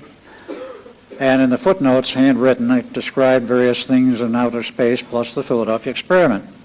Well, they called, as the Navy loves to do, another little board of inquiry. Only this one involved a lot of other people than the Navy. This was Dr. Werner von Braun, Mr. Stanton in the background, chairman of Vero, because this involved Vero Corporation. They eventually reprinted that book in the notes, and this was George Hoover, who was a Navy man at that time. I finally did track him down and ask him what he knew of this meeting, and he says, well, yes, I remember it. And he says, what was most interesting in the history of this whole thing was the medical records. And I says, oh? He said, yes, there were 3 sets of medical records. I read them. He says, they were the most interesting to me rather than just the history of the experiment. But the thing wouldn't die after that, and of course there's been many popular items written, including several books. In 1978, a book entitled Thin Air was written, which is a fictionalized version of the Philadelphia experiment, relatively accurate. 1979 was the Philadelphia experiment, Project Invisibility, by Berlitz and Moore. Moore wrote the book. Berlitz did the introduction. Way off base. They didn't know much of anything about what happened, except something happened. In 1990, I did a book with Brad Steiger entitled The Philadelphia Experiment and Other UFO Conspiracies. And in 94, a 4th edition of the story was printed under the title The Philadelphia Experiment Chronicles by Commander Rex. Commander Rex is a pseudonym for Tim Beckley, who owns the publishing company. I did not write that one, but he used my material. But that covers a little bit of the waterfront. Now, back in the picture, the gentleman standing behind my father, I sort of thought I knew. This man was my roommate and is now dead as of June 8th of 96. I met him some years ago, and I had an offer when I had to leave Phoenix to move in his house in Atlanta, which I did. And during the period of time which I knew him, he was another extreme sensitive. This is what he looked like generally in the period around 93, 94. And that red car was his. I'm still driving it. And we made a trip upstate New York. We stopped in Pennsylvania. This was Noel Suzundi, Reading, PA. We were snowed in for 3 days. 36 inches of snow. We finally got out and went upstate New York and came back. On the way back, we had to turn the car in, of course, at the airport. We got gassed up and we're heading back to the airport, and we saw this sign, Preston's Diner. We got time, let's stop in and have a sandwich. So we did.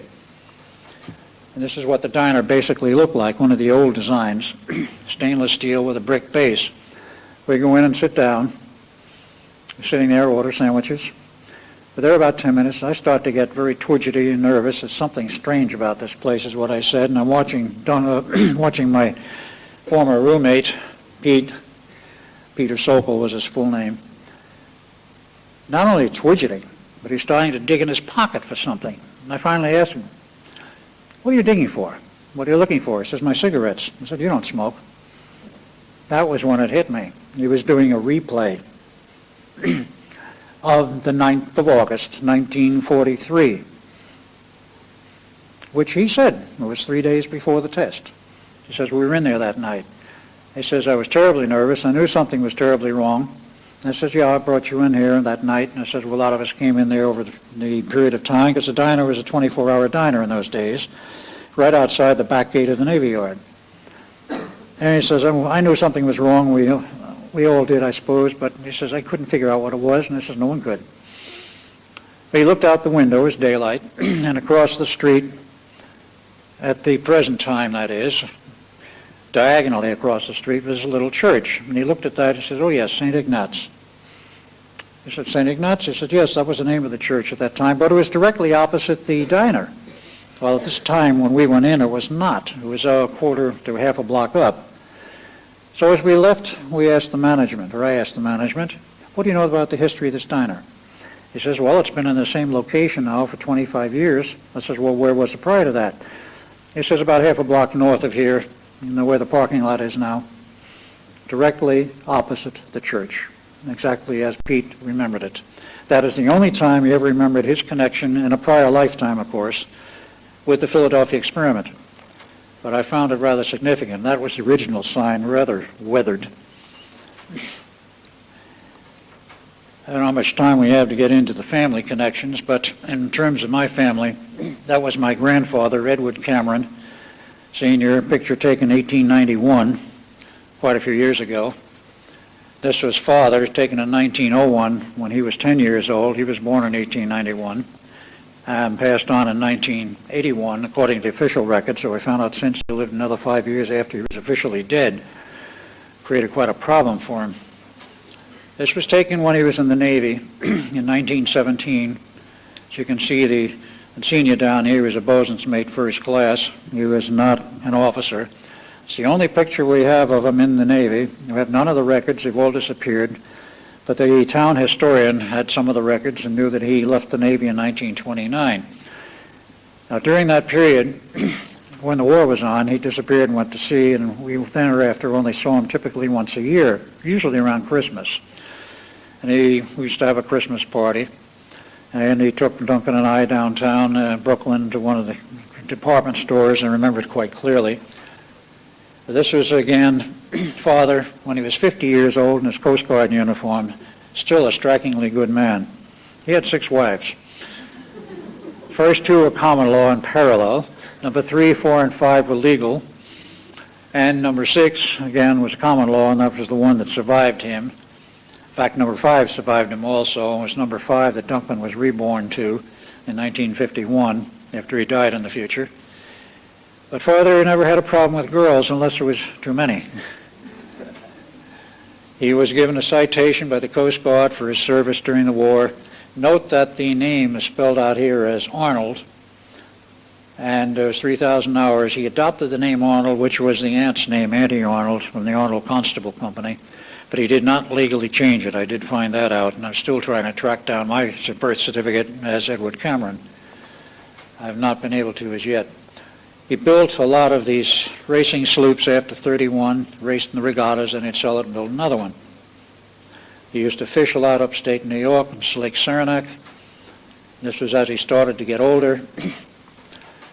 And this person, we've never been able to prove who he was, but I showed this slide to Phil Schneider when he was alive. And he says, well, this is my father knew your father very well. They used to go on fishing trips together out of Sarasota, Florida. And he says, I used to go along on those trips after I was 15. And I said, well, this person has never been identified as a family member. Could that have been you? And he says, it's very possible, but I can't prove it at this point. Before he could dig out the pictures to prove it, he was done in on the 11th of January, 1996. And all of his files were, shall we say, disposed of. They were taken. Many of the artifacts in the house disappeared. 1/3 of the pictures in the family photo album disappeared, all of those showing him or at an earlier age, or his father with my father at an earlier age. The older ones of his father were there. Never been able to prove it, but it's very possible, and it looks a bit like he would have looked at that time. More of the same racing sloops.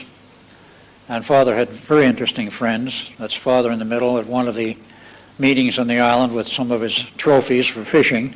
Do not know who the man on the left was, but this man on the right was the vice president of Morgan Guarantee and Trust Company. Father had some interesting friends. This is the family mansion, which is still standing. It's 23 rooms. There's an interesting history behind it. It was built in 1905, 1906. Family lived in it until 1940, when Auntie Arnold had a horsing accident. She was a horsewoman, fell off a horse, broke her leg, was nursed back to health by a nurse and a Jesuit priest. Well, she got religion. Suddenly gave her estate, including the house, away to the Catholic Church.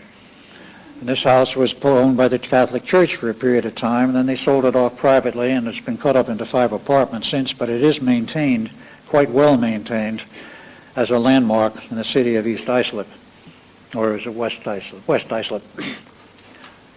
Some other pictures of what the property looks like. This was Duncan at the age of 16, current Duncan, and some very strange things happened to him. But that picture when he was 16 was down in Florida before he graduated from high school, actually a private school. Very impish, very fun-loving. This is when he graduated. There's 4th from the left. His mother panicked because at the age of 12, which is 12 August 1963, there was a major change in his personality. He was an academic student, all A's, interested in academia. When the change came, when I say the change, the real soul of Duncan came into the body at the age of 12, and we found that out later in the hypnosis that was what happened. That is hypnosis of Duncan because of all the problems he had as part of the Montauk Project later on. He couldn't remember anything early in the age of 12, but from 12 on, everything was there. And he became fun-loving, didn't care a thing about studies or academia. Mother panicked and sent him to this private school. And that was a graduating certificate, Alexander Duncan Cameron, Jr. Saw a father in Florida before he enlisted in the Air Force, became part of the Air Force in Vietnam era from 68 through about 72 or 3 when he was injured, and was mustered out of the Navy, the Air Force, tried to get in the Navy. They didn't want him because of his injury. Wound up on the west coast of the United States for a period of time, and then finally wound up as part of the Montauk Project. This was taken in 1982. He inherited some money from father when he died legally in 81, including this house in the back, which was on a strip of island, which was known at that time as his hunting lodge, and it's Captree Island actually. And this was a catamaran he bought, and the picture that you may be able to see there of Duncan is not very good. He had some very bad vibes and feels around him, and he had some worse ones I don't show. But when the project crashed in 83, he was cut loose, he became a carpenter. And this was taken in 1986, essentially the way he looks today. 1989, at a UFO meeting, one of John Ford's UFO club meetings in Long Island. This was Duncan here, and that was another man that's now in the West. We knew quite well. I do not know who that gentleman is. And in 1990, Duncan in New York at the Whole Life Expo, he and Preston built some electronic hardware they were trying to sell. The woman is unknown, but they shared the booth. I do not know now who she was. It was not significant. In terms of my family, the disappearing family, as I call it, in 1960 I bought property in New Mexico and subscribed to this magazine, New Mexico Review. Date August 1965, I think that is on there. Turned the page over, and there was this picture of a cattle judging contest. It was taken in 1964 as advertisement for the fair and, of course, what was upcoming in 65. Well, I looked at all these people and immediately zeroed in on this person down here. Who is this guy? And I got a little bit agitated. Well, I went to the fair, of course, and I asked the fair people, who is this guy? Wouldn't tell me. Well, what contest was that? They told me that. It says, well, is there a list of the contestants? Yes, but you can't have it. Well, is there a list of winners? Yes, you can have that. We'll send it to you. Who did the picture? They told me it was privately done by a local photographer, so I went and got an 8x10 glossy, which I still have buried. And since I got nowheres with them, I forgot all about it. Comes 1988, my memory returns. Then I remembered this picture, buried someplace in one of my dresser drawers. I pulled it out. I said, I wonder, is that guy possibly my missing son? I showed this picture to many people, including psychics. They all zeroed in. I told them nothing except, is there anyone in this entire picture who might have some connection with me? They all zeroed in on this person. 1990, I was lecturing in Reading, PA. I showed this picture to Preston Nichols before he went to a swap meet up in Deerfield, New Hampshire that same weekend I was lecturing. Due to his giving me the wrong date, I was lecturing on the date when I wanted to go with him. Who shows up? Him. At that swap meet. You're Preston Nichols? Yes. How do you know? He says, I saw an underground video of you, Duncan, and Al. I says, I finally now know what happened to my father. I would like to meet him. He's not here. He's lecturing. Well, to make a long story short, 2 weeks prior to that, I was in Albuquerque at the State Fair. I had a feeling he'd be there. I finally located him in the Albuquerque phone book. Phone never answered. It was a mobile. I didn't meet him there, but I saw lots of CIA type, I don't know if they're CIA or not, but I say CIA type gumshoes at the entrance with black sneakers, dark glasses, and of course a two-way radio on their belt. I looked at one of them, and he looked at me, and he smirked, and I smirked back at him and says, well, I know what you are, but why are you here? Never found my son. Called the phone later that day. Somebody else answered but him. Verified with the phone company. It was the phone for Jeffrey Cameron. The phone company says this happens all the time. Other people get a hold of the portable phone or the mobile phone and they use it. But I never did locate him. I've not seen him to this day. Preston has seen him many times, and any time I've shown up at that same or a different swap meet where we knew he would be, because he told Preston that day of 5 October 1990, he was moving to Canada. He was tired of harassment by the U.S. government, and he might even go to Australia. Well, he never did. He stayed in Canada. There's various swap meets that I attended with Preston, sometimes Preston alone. He always went to them at Deerfield, New Hampshire. We're only 50 miles from the Canadian border. Typically, Jeff showed up. If I was there, he was chased off the property. Sometimes he was locked up and arrested in a local jail, but I was never allowed to see him. If I wasn't there, he could talk with Preston. They didn't mind that. I've yet to find out exactly what is so difficult and so hot about him that I cannot see him. There's more to that story I'll go into in the workshop, but he has been located. I know he's alive, and I have since met someone else. Now that is the blow-up of him. As he appeared, that was at the age of 20. Today he's 46. Someone else showed up finally by a sheer accident, number 2's son.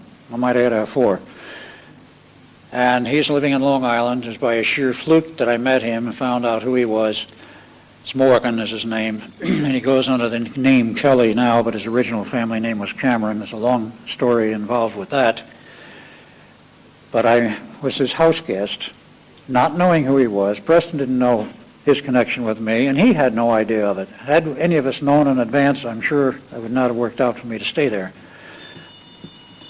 I'll have to cut it off in another minute.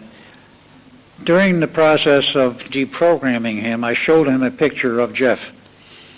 He climbed the ceiling, the walls, and everything else, and finally when he came down off of this, I says, well, I guess you know him.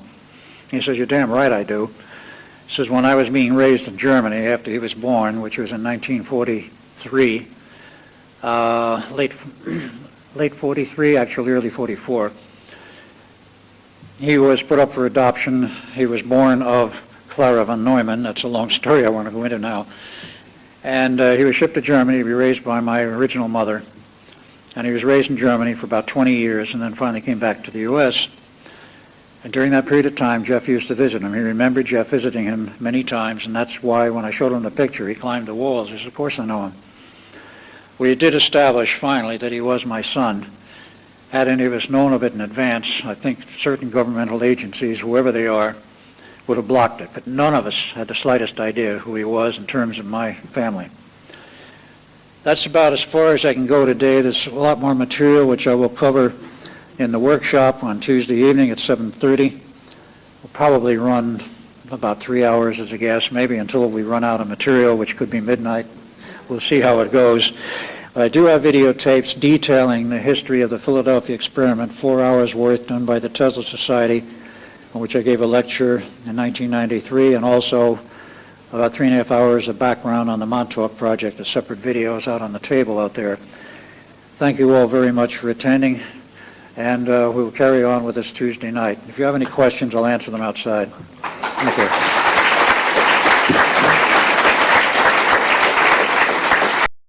The subject today is a little bit different than what I have normally done.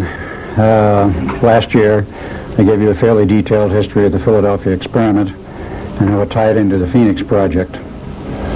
Today, my intent is somewhat different.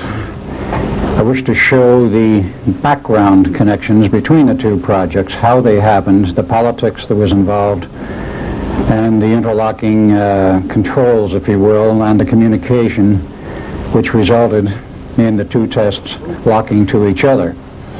How this really occurred and why, and what other problems were developed because of this. It's a rather involved story, but I only have 45 minutes, so I will again try to keep this rather brief.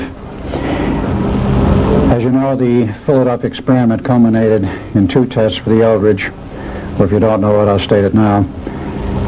The original 22 July 1943 test for the Eldridge, which was bad enough in terms of the personnel problem, but did not lock up to the Phoenix Project. And the final test, 12 August 1943, in which the ship went into hyperspace, and it was a total disaster when it came back. And the nature of that disaster actually was far greater than anyone realizes, and the potential was unbelievably bad. I wish to go into that and what happened and how it was averted. The Phoenix Project actually has been covered very well by Preston Nichols, and he will be going into some of that today and some resurrection of the technology and how it worked. So I will not go into that at all. Really to understand what happened in terms of the politics and what led up to it, we have to go back to the beginning. The project started, as I have previously stated, University of Chicago, 1931, with Dr. John Hutchinson, Nikola Tesla, and a staff physicist, Dr. Emil Kirtenauer. The important point here in the history we have to follow is what happened in terms of Tesla. Well, in 1934, Franklin Delano Roosevelt was elected President of the United States. 33 he was elected, and he became actual President in March of 34. In those days it was March 20th. They've changed the date to 20 January since.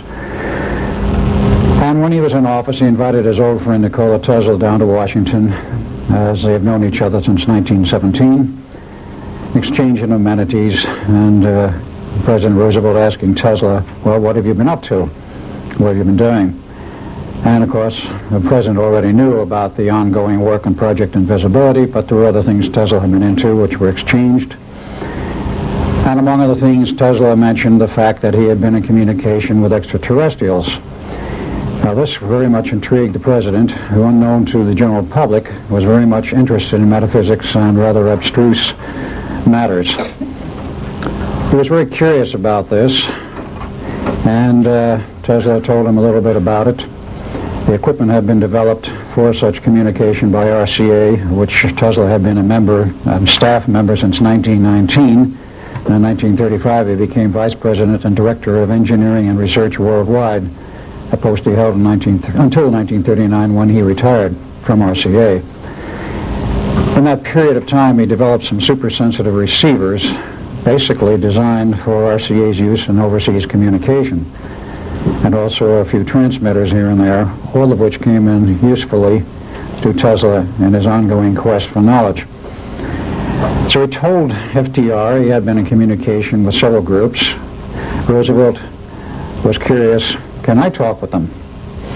And Tesla said, definitely, well, I can arrange it if you wish, and he did.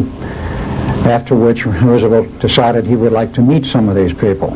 And they asked Tesla, is this possible? And he says, I believe it is. He said, there's two groups principally you might be interested in talking with. He says, if you have in mind making any kind of a deal, because at that time, as everyone knows, we were in the midst of a terrible depression, and Roosevelt was looking for some means to get out of it, to end it. In those days, he was perhaps a little bit more altruistic than might have been the case later. So arrangements were made to meet two groups. First, the Pleiadians, and then later, a K group, as I call them, the Kondrashkin. He met first with the Pleiadians. They gave a pitch as to what they might be able to do to help. He says, fine, but I want to talk with the other group first before I make a decision. So we talked with the second group and decided in favor of the second group. And the Pleiadians at that point bowed out. And as a matter of fact, went over to Nazi Germany and made a deal with Hitler, which we'll not get into because that's another long story, but it does figure in the background precedent to World War II and the development of German technology. So Roosevelt accepted their offer of help, in which they said they would provide some new industries and other things. 1938, an offer was made to set up the entire new industry called atomic energy, which of course we have today. President Roosevelt was very interested and very receptive to the idea. And he consulted with his various advisors and the military says, whoa. If you let aliens set up an industry like this, even though it's on our home turf, and they are in essence controlling it and know where it can go, what happens? We do not have true control over it. What's going to happen in the future? Will we become vassals or slaves to them? The military advised against it, and Roosevelt turned his mind against it and so advised them, and they became upset and says, well, there's nothing else we can do for you, and disappeared into the woodwork. Well, in those days, of course, we did have intelligence apparatus, but it was not anywhere as near as efficient as today, and they did not have all of the niceties of spying, which we have now. So by 1940, Roosevelt was becoming very concerned. Where have these characters gone? What are they doing? They quite literally vanished as far as we could determine, or I should say the president and the staff could determine. He says, what are we going to do about this? Well, somebody came up with a bright idea. Mr. President, why don't we go out and find some of those psychics that are running around here and see if we can find some really good ones, and maybe they can tell us where they are and what they're doing. The president said, fine. Harry Bennett, who was then the president's right-hand advisor, was appointed the task of finding some good psychics and setting up a secret organization. He did. That organization, founded in 1940, later became known as the Psi Corps. Very important for many reasons. It has been, until recently, the backbone and mainstay of some very high-level spying operations and intelligence on which many agencies have depended. Now, that organization in its infancy in 1940 was set up by hired psychics who could prove they had their stuff named together and knew what they were doing and could prove it. And they were given new identities and put in a secret warehouse in Arlington, Virginia, at least initially, and went about their tasks. Whether or not they ever found any missing key people, I don't know. But that organization expanded. It was set up to be a permanent organization, and of course Harry Bennett had to look for a man to head it up and organize it, train the people, and set up a total program. They found such a man late 1940. He was hired in 1941, and he set up the training programs. And from that point on, they were looking basically for pairs, identical paired twins, which were ideal for the type of training they were doing, mostly male, some female pairs. And if they couldn't find them as time went on, they did use computers to computer match, but this came much later. Eventually, the CIA was formed. They took over the organization. And that was in 1947. About 1950, NSA came into being, and they inherited the Psi Corps, and it's been under control of NSA ever since. So what did they really do, and what function did they serve? As time went on, and they expanded, and they did expand into about 50 operating pairs at their peak. They were perfect spies. They could penetrate virtually anything on this planet. And of course, after World War II was over, they were very interested in what they could do in terms of spying on Russia. Perhaps unbeknownst to us at first, the Russians also set up their own group, and there were several groups set up in other countries, but I'm only concerned with what happened here. The man who was chosen to head this organization up and actually remained its director until he retired in 1984 was a gentleman by the name of Emil P. de Costain. Perhaps some of you have heard the name. I know a few people have, but very few, because he was very much undercover. He was born in 1900. A very unusual thing I found out about him, which hardly anybody knew about until after he had retired. He was himself a walk-in. By guess who? The K Group. So if you want to do some spying on the organization that's spying on you, take over the directorship. And they did. Important for a reason, because of what it led into in terms of the two experiments. The Philadelphia experiment, as I previously stated, locked up with the Phoenix Project, and it could only lock up on a very critical date. And that critical date was the 12th of August, 1943, and the 12th of August, 1983. Theoretically, it could have locked up in 1963, but there was no ongoing experiment at that time, such as the Phoenix Project, which was required. Dr. John Van Neumann was, of course, the second and final director of the Philadelphia experiment. He was also the first director of the Phoenix Project when it came online after the war, and it went through several phases. But the important phase of the Phoenix Project was from 1975 through 1983, when they developed the capability of time travel and the time tunnels, as Dr. Carl Sagan liked to call them, the wormholes in space. Wormholes in space and time. They had the capability, and it was fully functional. Someone had to know, in order to get these two experiments on either end to lock up, that there were critical dates in which it would work, and the rest of the years in between it would not work. And someone had to communicate this information to both ends. And this is the thrust of my discussion, and what happened, and why this whole thing locked up, and what some of the mechanics of, and technology of time is all about. I have a few slides I will add and put in here a little bit later, but I want to get into some more of this material first. The director of the Psi Corps himself was obviously a psychic. And he went on through the period of time, and because he was a member, in essence, of the K Group, and most of your aliens have the capability of time travel, they knew what was going on at both ends. I've stated in the other prior lecture, and I'll have to state it again, the real purpose of the two projects, quite aside from the patent scientific advancement which was desired by our scientists here in the United States and on Earth, was the purpose of locking these two projects up for a very specific reason. The very specific reason was to provide a rift in space-time 40 years wide and hold it there long enough to let some very large spaceships through from another time frame dimension. Now, in 1947 onward, the K Group was pretty much lost. And came 1954, there was another group which came into purview of the government, and that was, of course, the Greys. There was a series of UFO crashes in New Mexico in 1947, 48, and 49. I won't go into them in detail.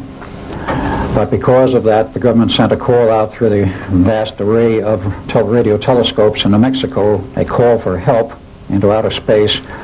We have an alien here. We don't know what to do with him. He's ill. How do you take care of him, et cetera, et cetera? Is there anybody out there that knows who he is and what you do with him? The government got an answer. It took a while, but they got an answer. A group of small ships showed up in about 1953 with some Greys on them, and then there was an exchange of ideas and thoughts, and some hostages went both ways, with the promise of return in 1954, which the Greys did do in very large numbers, landed at either Edwards or Holloman Air Force Base, or both. Eisenhower disappeared out of Palm Springs in one of his golfing weekends to Edwards, met with the aliens, and signed an agreement, a non-interference agreement, in which we agreed not to interfere with each other's civilizations, and there would be an exchange of technology. Well, the non-interference agreement didn't last very long, because it became very obvious to our government that the Greys weren't keeping it, and what exchange of technology took place was not perhaps all that was expected. The important point was that our government agreed to provide bases for them underground, some 75, full underground railroad system. Construction started in 1959. But the Greys came in very large numbers. We don't know how many. The government perhaps does. It's estimated now they're probably in excess of 1 million. And the very large ship that came in wanted to orbit around Earth, and they provided shuttles down to the surface of the Earth. They could not have gotten through without that rift. in space-time. Now, they were here, other groups were here. There was a group from Orion. They actually were in charge of, in many respects, not formally, but in charge of the scientific development of the Phoenix Project. Therefore, they knew what it was capable of. They helped set up the science and the technology, and they also knew of the critical dates. The date of 12 August is actually the function of the Earth's biorhythms. The Earth has a series of biorhythms, 4 of them, which, like the human biorhythms, do peak out once every so often. Nobody in our scientific community knew anything about this. It turns out, from what I've learned, that the ancients knew about it. Let us say, the recluse lamas in Tibet and elsewhere knew about it. They do have a great deal of knowledge. And they knew that the Mother Earth is actually a living entity, unlike the rock science, which is taught to us in the colleges, and has a sort of consciousness, perhaps nothing we can understand, but nonetheless, as a living entity, has its own biorhythms. And those biorhythms, 4 of them, peak out once every 20 years. A window approximately a day wide, usually falls on the 12th of August, plus or minus a day, because our Gregorian calendar is not all that accurate. It misses 0.24 days per year, and once every century you have to add a year to correct the calendar. Nonetheless, that was known to these aliens. Now, Emil Costain was in the middle of this, and he had to provide a connecting link, and as did also the aliens. Where we were in 1943 with that test, we had no knowledge of any kind why that date, which was handed to us for the second test, the 12th of August, which was given to us as a drop-dead test, which came from above the office, the top office personnel, namely the Chief of Naval Research in the Navy Department. We knew the order came from beyond him, but at that time we had no idea where from. It came out of the little White House. There was 2 gentlemen in there who more or less had the knowledge and the communications. Harry Bennett provided the authority, and Dr. Costain provided the connection. And the drop-dead date was handed down on the authority of the White House to the Chief of Naval Operations that it must be conducted by or on the 12th of August.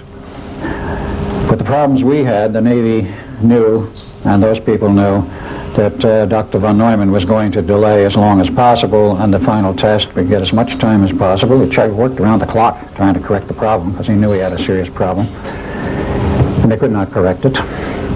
In any case, it waited until the 12th of August, which was the desired slot.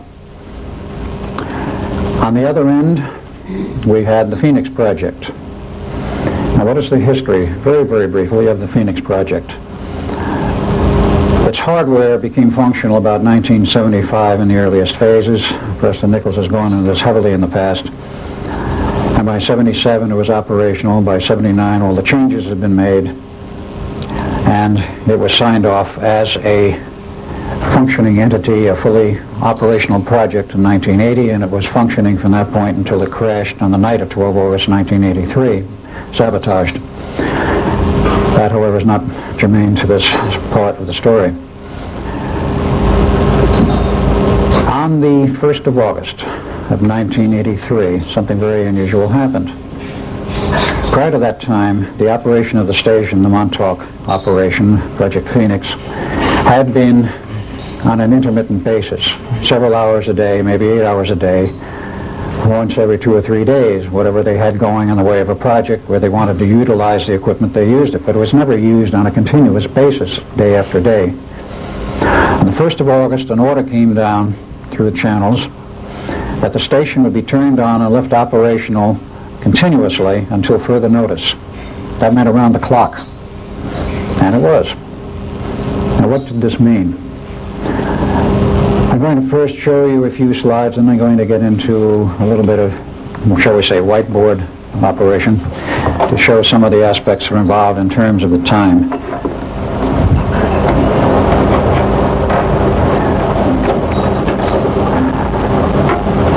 I've shown these slides before, but perhaps it's a good reminder. The Philadelphia experiment took place outside of the Philadelphia Navy Yard. Where is the pointer? It's right there. Ah, there it is.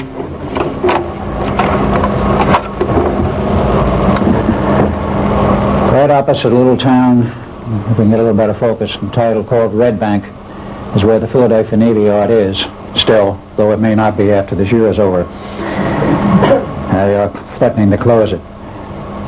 The Eldridge was docked here when they ran the test. They went down the river here a distance, quite a distance, to where the bay was at least 2 miles wide. It was about a mile on this point. They went further down the line here.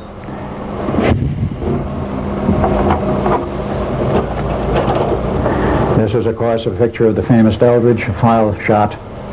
I will not go into the equipment other than to say the main body of equipment was in this little cubicle. That was the door where we went in and out. In the test, there was a special antenna mast on top here, designed by T. Townsend Brown, a special omnidirectional phased array to handle the output from 4 transmitters. And this was the ship for the final test that was used in the Philadelphia harbor, further down, of course, away from Philadelphia. The Phoenix project took place on the extreme end of Long Island, way out here on the tip. And there was a park there. There was a town of Montauk a little further in. There was a state park out there and also a military base. It does not show in this photo, or actually mapped by AAA, because this is the most recent one. Earlier ones show the military base inactive. Fort Hero, in the extreme end, had been there since 1916, perhaps, prior to World War I, and was abandoned in 1986 after all the tests were over. But that was where the other end of the terminal, shall we say, of the 2 experiments took place, out here. And that was the Phoenix project, the prime home. At one time, there were 25 operating ones. And that was the one that caused the lockup, the one that was primarily concerned. In case you haven't seen any of the photos, I'll only show 2. The main radar tower from the SAGE system, which was adapted and changed to the Phoenix project. There's this, and that's what you see driving east from Montauk. It's a huge building and a tower with the antenna on top, which is 60 feet high and 120 feet across and weighs approximately 125 tons. And close up, if you get on the base, which is open, and you can wander out there if you want to, but do it during the day. This is the tower, 8 feet, approximately 8 stories high, and with the antenna, the total height is about 150 feet, we estimate. Now I'm going to leave this slide on because what we were dealing with, very briefly again, in the structure of our universe as we know it,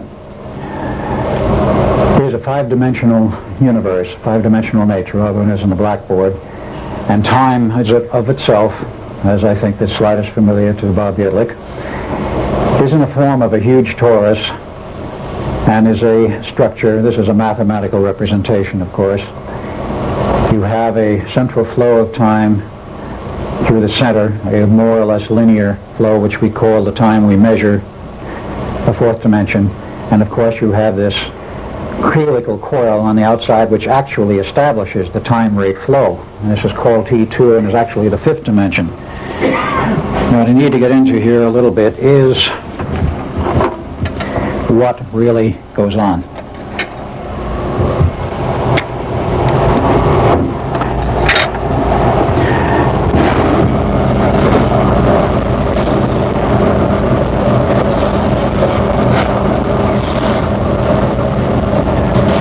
This is somewhat poorly done, but I'm not a great artist. We'll call this 1, 2, 3, 3 dimensions of physical reality as we know them. And according to theory, Einstein et al., time at the right angle, we'll call a 4th dimension, is at a right angle theoretically. These 3 physical dimensions flow and exist in time. If there was no time, our physical reality would not exist.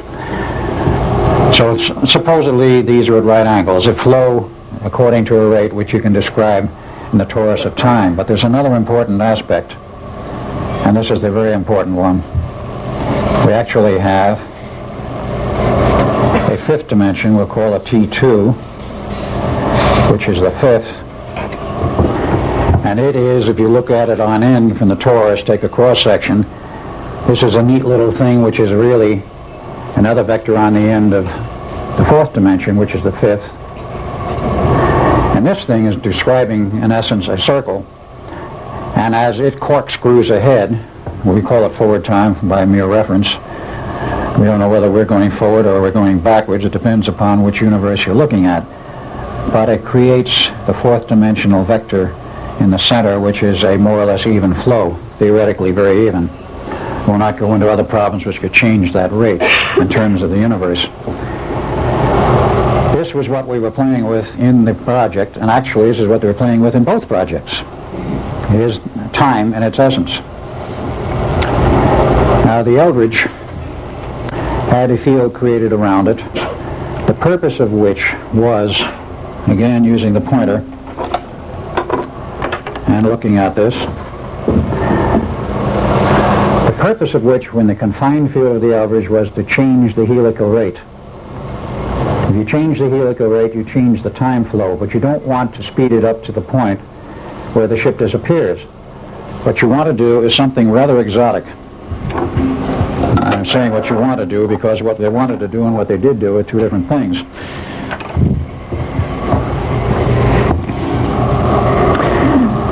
Speaking in terms of looking on the end of this, let's say this torus, our reality here, we'll call it reality 1. You have a second reality at 90 degrees, a third and a fourth, and you can even have a fifth. The second order reality is at 90 degrees.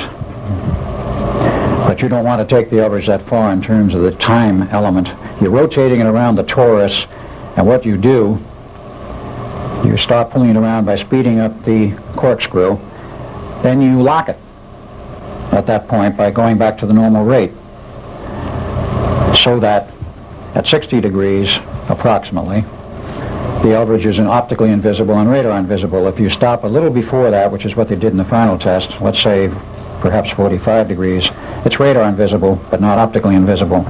Almost, but not quite. So you rotate it and you hold it in terms of what is within the field. What's outside, theoretically, you don't worry about. Well, that was the theory, and of course the aspect of this is very interesting, namely the Eldridge and the generators were creating a sixth order field so that they could manipulate the fifth order field, which was T2, or the second order time. And we have five dimensions, if you will, 5 orders, however you want to express it, in our reality. And again, going back to what Bob said the other night, which is very neat, you have a 6th dimensional order, which is an isolation between the next 5, which is the reverse universe, actually the contraturn matter. And if you go beyond the 11th, as Van Neumann knew, you then are in hyperspace and the 12th order. To get this project to work in terms of shoving the Eldridge into hyperspace and creating the bubble and creating the entire rift in time required a 12th order function. Now the Eldridge was capable of a 6th order function which would not do it. And I remember some of the discussions of Von Neumann after it was all over, and as he would say, this was in later years, well, the Eldridge had a 6th order capability. The project here at Phoenix had an 8th order capability. Where did the other 4 orders come from? They came from a very interesting function. The Phoenix project normally could only produce an 8th order function, but it had the capability in terms of its memory systems and the actual network, the lattice of the LC networks, which are the energy storage networks, and the way they were designed, they could store etheric orders of energy. Because there was a 25th order network, could store up to 25 orders of energy, up to the 25th.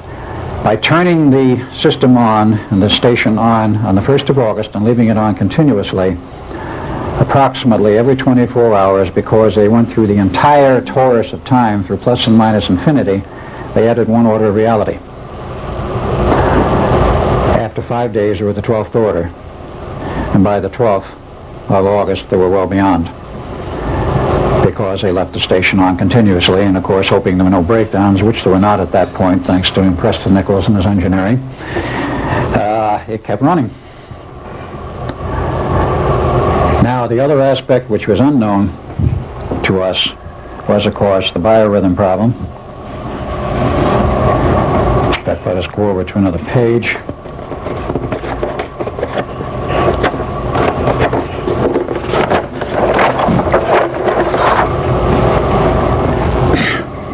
The Earth's biorhythms I will only draw in terms of how they peak out. They produce literally a spike. 12 August, 12 August, 12 August, in 20-year intervals of concern to us, and also 2003. Here sat the Eldridge until it moved. And here sat the Phoenix project. It did not move. It was rather well anchored. And in the middle in '63, there's essentially nothing. There's another peculiar thing happens.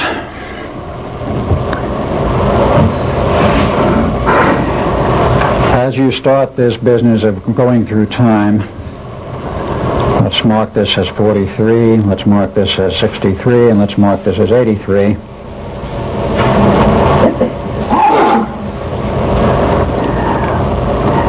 You are looking at it on sidewise again. You're actually a full circle for the 40 years. It takes 40 years to go the full circle of 20 years where you have a synchronization point, you're 180 out of phase, which can be represented as a sine wave, like so, with a crossover point in 63. But this is a flat representation. This doesn't mean it's reversing polarity per se, but it does. The problem was created, and the problem was created is this. Time also has waves. Like a standing wave in electromagnetic theory on an RF transmission line, if you don't damp it properly and its characteristic impedance, let us show theoretically a nice little line where we have RF on it, properly terminated, it's even, of constant voltage, and as we say, the standing wave ratio is 1. That means you got perfect transmission and there are no waves coming back at you. If this thing is not properly terminated out here in the characteristic impedance of the source and the transmission line, whatever you're using, you start to get funny little things. These things start to build up, and you start to come down here to a lower level, and these start to build up, and you start down to a lower level. You build up standing waves, and these things go up and they come back. And when it gets bad enough, you have enormous voltage levels. And theoretically, they can go unterminated out at this end. Theoretically, can go to infinity. They don't, for practical reasons. But you get the same problem in time. 10 minutes. Got it. And this means something very extraordinary.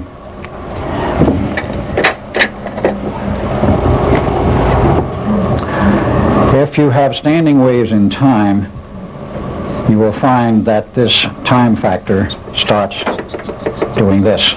The standing waves produce a phenomena of standing waves which go back and forth, and if you start whipping through the 63 point, the crossover point, and create a reverse time wave, you then have, in the reality in which you're dealing, the artificial reality as well as coupled to both ends, and most particularly in the 83 end where the Phoenix project is, you can generate, and they were in the process of generating a reverse time wave. What happens if you have a forward and reverse time wave hitting the physical Earth at the same time? As I found out very recently, Dr. Van Neumann knew what the problem was and knew what could result. And they had to set up a special team prior to the critical date of 12 August 83 to handle the problem. Had they not found the correct team of scientists, there were 4 involved: Dr. Van Neumann, a second man whom I know but I will not give the name of because he doesn't want to give him, and 2 scientists from the future. Yes, I did say the future. because with Montauk they could go into the future or the past. They got a team together. They moved hardware to 1963 to provide damping, because they knew that if this thing was not damped sufficiently, at least to a critical level, to prevent the reverse time wave from hitting, do you have any idea what would have happened? It would have torn the entire tectonic plate structure of the North American continent apart, ripped off the entire top level of the North American continent, probably to the Rocky Mountains. To a depth of 500 to 700 feet, the ocean would have roared in, and we would have been back in the Stone Age instantly. That is what they faced, and that is what they had to prevent. And since I'm here talking to you today, they prevented it. Or we wouldn't be here, any of us. That was the problem they faced, and that is what they did correct. There was a code name for that project. The code name was Atlanticus Not Revisited. Rather interesting parallel. I'm sure some of you know the stories of Atlantis. They did successfully solve this, and of course the time rift was created without the additional problems. The aliens had what they wanted, including a stable Earth, because I'm quite sure they didn't want half of the planet ripped apart. Otherwise, what was their purpose in coming here? They wanted a viable planet with a society and civilization intact, which it still is. And that problem had to be solved, and was solved. There are many aspects of this. I'm not going to even attempt to go into math on this. In fact, I don't remember most of it. I think Preston could if he wanted to explain it mathematically.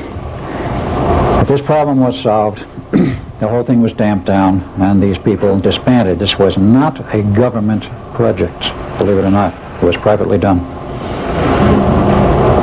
It was privately run, and the people who were involved were non-governmental, and I question if the government even knew what was going on in that respect until perhaps when it was all over, or perhaps till now. That was solved, and consequently it went on, and the physical aspects of our reality remained intact. But here you had that problem. How did you get this whole thing to settle up and line up, and how did you get the communication? Without the extraterrestrials and without Dr. Costain, they wouldn't have been able to put the pieces together in that fashion, because the test on the 20th or 22nd of July of 43 with the Eldridge produced no oddball effects other than the fact they had serious electromagnetic exposure problems to the crew. The ship didn't disappear, and nothing happened to it. When it came back on the 12th of August, 4 hours later approximately, the ship had some physical damage, and of course, with people buried in the decks and the bulkheads, they had a very, very serious problem they faced. That problem, in terms of the personnel, has been solved since. I do not know the exact technology in which they finally did solve it, but Van Neumann was requested in 1947 to go back and look at the problem and see if they could salvage anything. He did. He solved the problem. First, he had to invent a computer. The modern electronic computer is the brainchild of Dr. John Van Neumann. The Institute of Advanced Study, the first one built, perfected is perhaps not the word, but functional, in 1952, and a complete system involving a computer shipped to the Navy in 53 with another test on another ship. And I was not there because the Navy decided it was time for me to disappear. And that test was very successful in 53, and they renamed the project, no longer Project Rainbow, but Project Phoenix. It was a big umbrella that covered many, many projects. Over many years, many generations of hardware, they did make it very practical. It is now on the B-1 and the B-2 bombers. It's on all the large carriers. The B-2 bomber, of course, being the stealth. And that system is totally functional without any apparent hazardous side effects. I was removed from the Navy in 1947.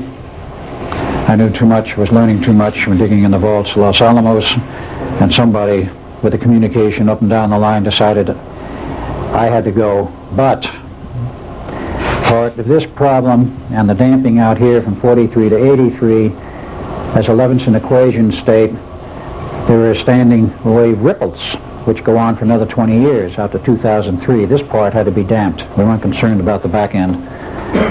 So Duncan and I were specially set up and processed by whom I do not know and how I don't know for weaving the stabilizing factors on this whole Levinson matrix, if you will, the time stability factor, which has kept everything stable. And after 2003, I guess we're not required anymore. Who knows what will happen to us by then. I was also part of the project called Atlanticus Not Revisited. I do not know what was done, but I do know it was accomplished. So I think we've fairly well covered this, and in a brief nutshell, the problems that were generated by those two projects were solved. Of course, Phoenix went down on the night of 12 August 83 from sabotage, and it's been out of operation ever since, though there is a new Phoenix at a different location, now essentially operational. The aliens knew what they wanted, they got what they wanted, and today we have a problem with the aliens that we'll not go into. I think that pretty well winds it up, other than to say my experiences have been put into a book entitled The Philadelphia Experiment and Other UFO Conspiracies. I do have a few copies upstairs on the table where Preston Nichols is located, and I also have a few left, I believe, in the bookstore, and they are at the sale. If you have any other questions, I think I have about 2 minutes. I'll attempt to answer any questions at this point, and then I can answer questions later. A question? Yeah, gentleman, a lady back there with the glasses. If they have this advanced technology, what do they need us for? They need us for two things. In fact, three perhaps, but number one, in terms of the technology, they need our capability to manufacture hardware to their specifications, which we are now capable of doing. And so far as the Orions are concerned, they're engaged in an advanced base operation in a general warfare. And there is warfare going on out in space now. We hope it doesn't come to the surface of Earth. The second part of this is, in terms of the Greys, they need us as warm bodies for genetic experimentation to develop a new race. And involving this is also the CIA and our government in secrets, very great secrecy. They are doing extreme genetic engineering and have developed a lot of new things, including a totally new class of implants, which are now biological, not hard chips. And this is only one tip of the iceberg.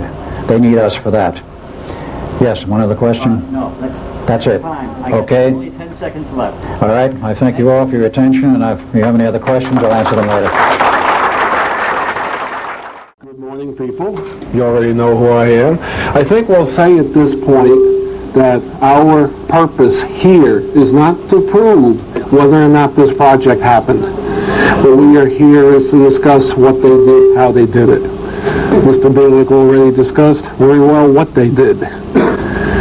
So we'll go into the meat of it. Essentially, the Montauk Project was a very large mine amplifier. That's essentially all it was. I have here a very simplified block diagram. Get back up on the platform and get you. Well, the trouble is I'm having trouble seeing the diagram. Okay, go ahead. I can be right here. All right. Very simplified, was essentially a transmitter. We had an input network, which was the Montauk chair, that's what we called it. Mr. Cameron, sitting over there in the red shirt, was the psychic that sat in the Montauk chair and fed information into the computer system. The computer system essentially processed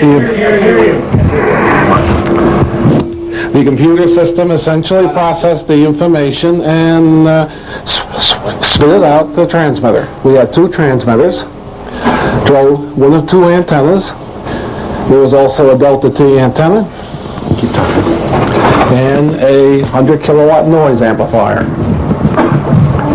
This was the basic outlay of the Montauk system. Nice feedback.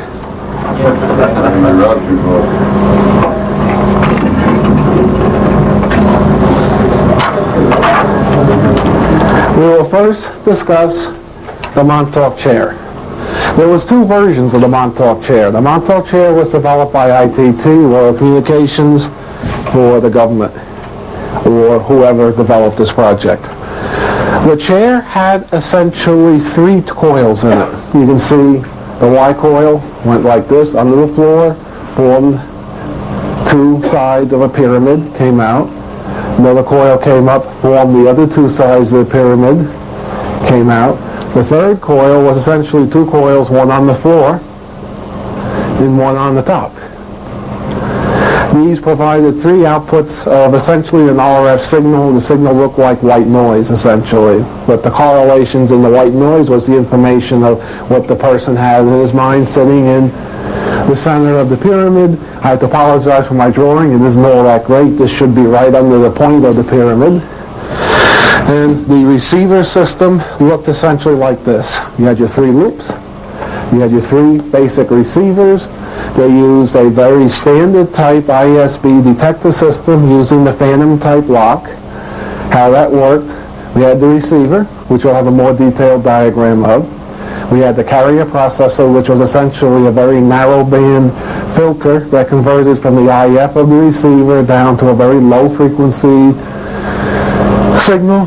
They had the discriminator, which would just essentially form an AFC loop between the receiver, the local oscillator, which was injected into the receiver, and the thing would lock up on theoretically a pilot carrier that was transmitted from the transmitter. But of course in this system there was no pilot carrier, so it essentially attempted to do a lock on the noise, and this made the whole thing coherent essentially based upon the noise. And then the output came to the ISB detector. You had the carrier injection. You had three of these channels with 6 outputs. This is a detail of how the receiver system worked. The basic receiver, the SP600, was a standard type receiver with a pre-selector RF amplifier mixer. The LO was switched out of the circuit. That was from a separate assembly. Had 2 IF sections, second mixer. And the BFO CW detector became a third mixer, supplied 25 kC. You can see the carrier processor had limiters and 20 hertz bandwidth filters and all that neat stuff, which is very much similar. Technology was used quite commonly in the 50s and 60s and the 40s to receive communication signal. They converted down to 2 kilohertz again, went through another limiter, went through a discriminator, very similar to what's in your FM radio. That's why we show the S-curve. That's how we show a discriminator. It went back into an FM reactance modulator to the LO stage, and this whole thing locked up. There was a 25 kilohertz crystal oscillator, which supplied the carrier for the detector. The signal came out 25 kilohertz, went through filters that were very closely matched for phase and frequency response, and provided 2 outputs. This was the first chair. They had problems with this chair in as much that this coil structure was open. It picked up from outside as well as from inside. They had to locate this chair at Southampton, which was about 15 miles away from Montauk, so it wouldn't feed back to the transmitter. The thing would feedback, lock up, and cause all sorts of problems. So they had taken the output of the Cray 1 computer and microwave linked it over to Montauk. Of course, if you had any sort of little time glitch, reality glitch go through the microwave beam, this thing was spitting back information at such a rate that it sent the whole system into oscillations and caused all sorts of problems. So they came up with a second version of the chair. Okay, what we can do also is we'll show you the equipment that was used on the first version of the chair. This is a Hammerlin SP600 as modified by ITT. In fact, you can see ITT Worldwide Communications here. This is the back end of it. Anyone knows an SP600 can recognize that this module is different, this module is different, the layout of tubes in here is entirely different. This is the carrier oscillator. You can see Mackay Radio, which became ITT. In fact, this piece actually came off the Montauk Air Force Base.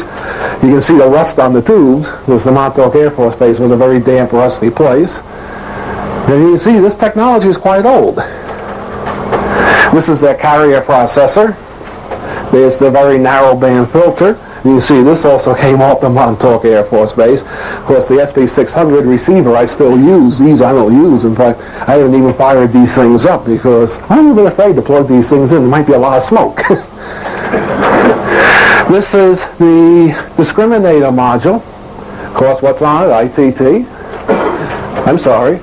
And this is the upper-lower sideband detector. Of course, what's on it? ITT.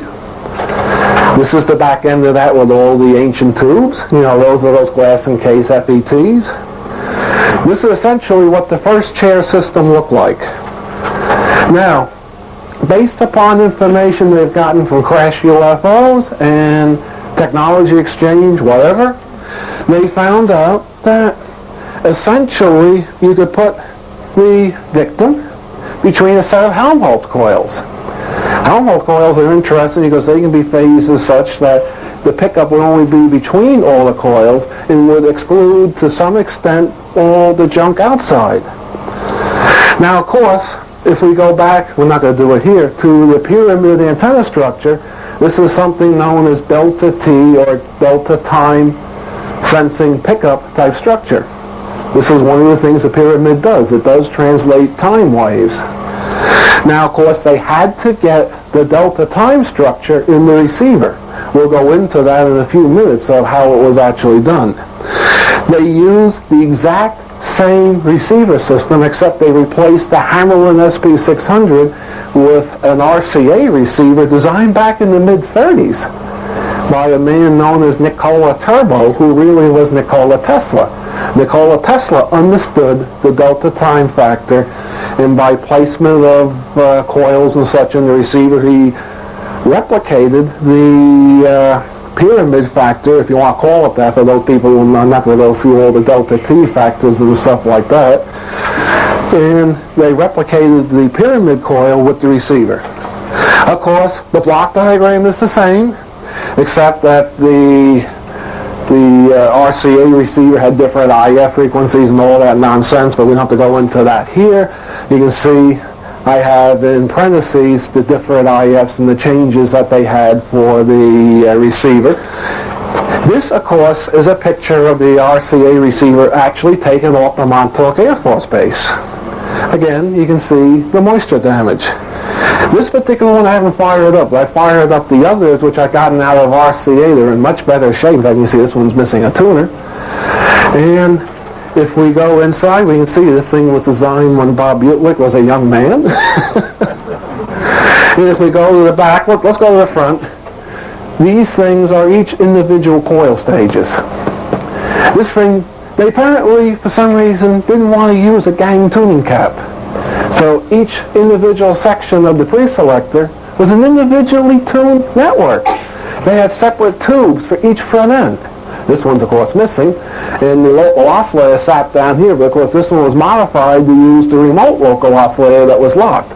So you can see that's all missing. They got two nice neat little boxes here that do convert down to the IF module, which I don't have pictures of because it looks like this. And if we go to the back, we can see every element in the vacuum tube has its own coil that sits right under the big coil. Although there's a big metal plate, aluminum plate in here, there is a higher order relativistic psychic energy quantum coupling between these coils and the coil up above. That's your delta T function. This is one of the secrets that Nikola Tesla had learned, how to place these coils to get time manipulations within this part of the circuit here. You got the same thing here. You notice this is very symmetrically laid out. Of course, this is designed back when Bob here was a kid. Of course, they used the same carrier oscillator, the same carrier processor, and the rest of the 9 yards of the stuff. And this chair, since it was somewhat shielded, they placed this system in a room right under the transmitter building, right above the delta T antenna that was buried. That was like 200 feet on the side. That looked like this over here, but you can get that later. And, of course, Mr. Cameron would sit in the chair. He would go into a trance, completely clear his mind. They would put a thought into his mind that they want transmitted, and he would think it. All this equipment would pick it up, process it through the computers. We now have a block diagram of the computer system. What's the first thing you see? 6 channels of A to D converters. Of course, there's no mystery here. I'm not going to go into what A to D converters do. That's analog to digital converters, 1 of 6, 6 of 6. The Cray 1 was the most advanced computer at the time. It had a 32-bit bus. they used a PDP-11 or a VAX-11 to interface to Cray 1. You couldn't talk to this thing direct.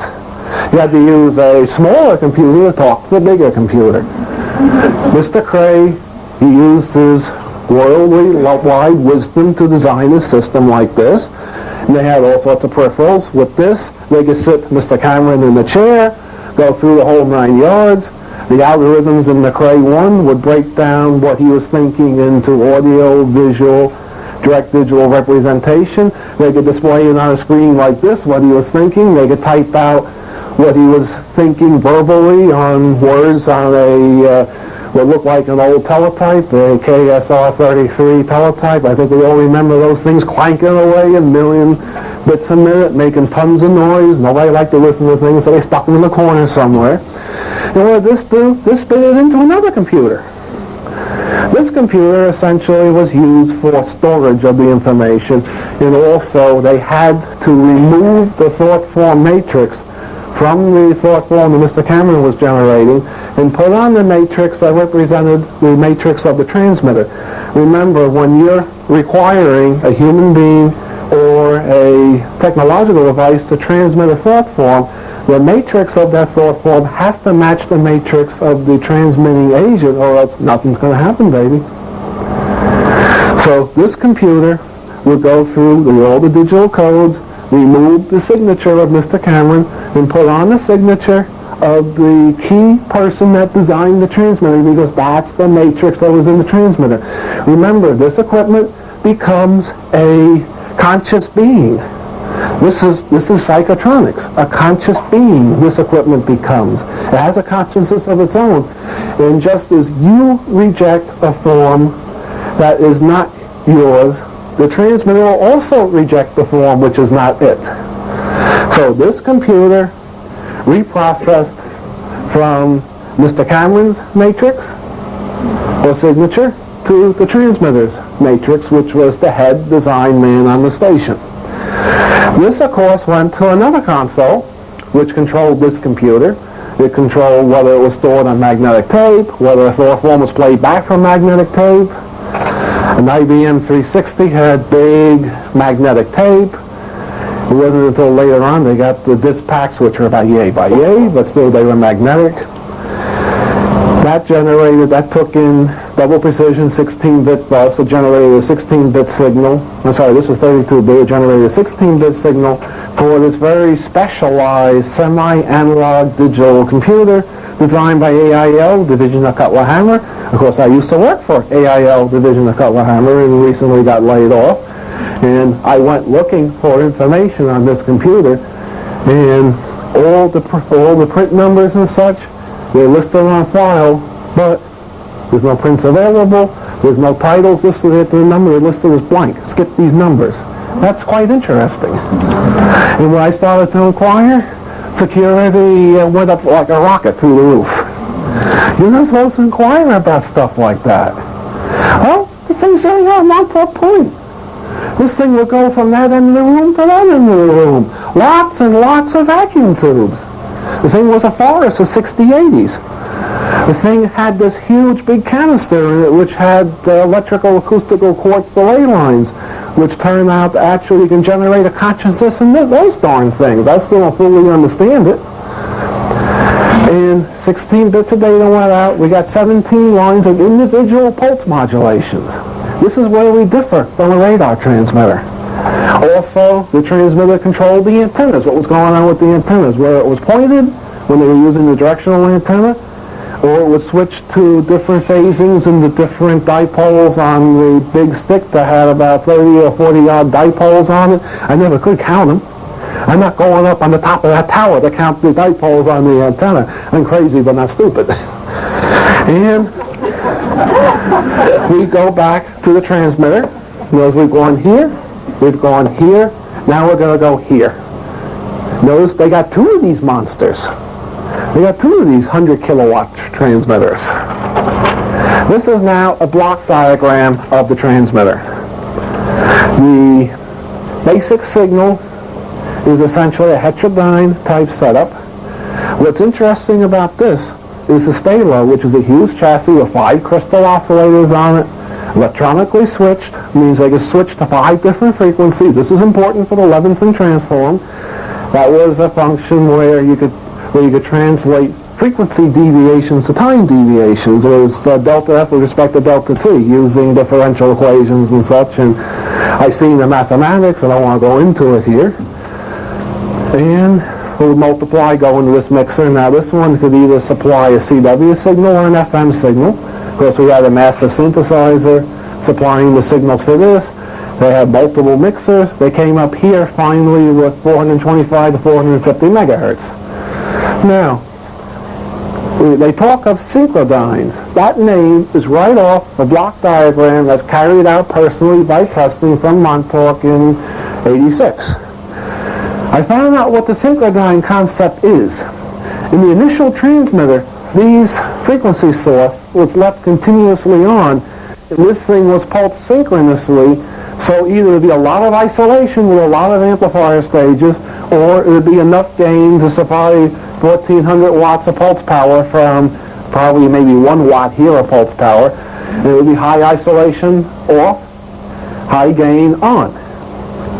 And that's all they did in the basic Sage radar transmitter. Except this group of nuts, what they did, they came along, they pulsed the mixers, and they pulsed each one of these stages individually.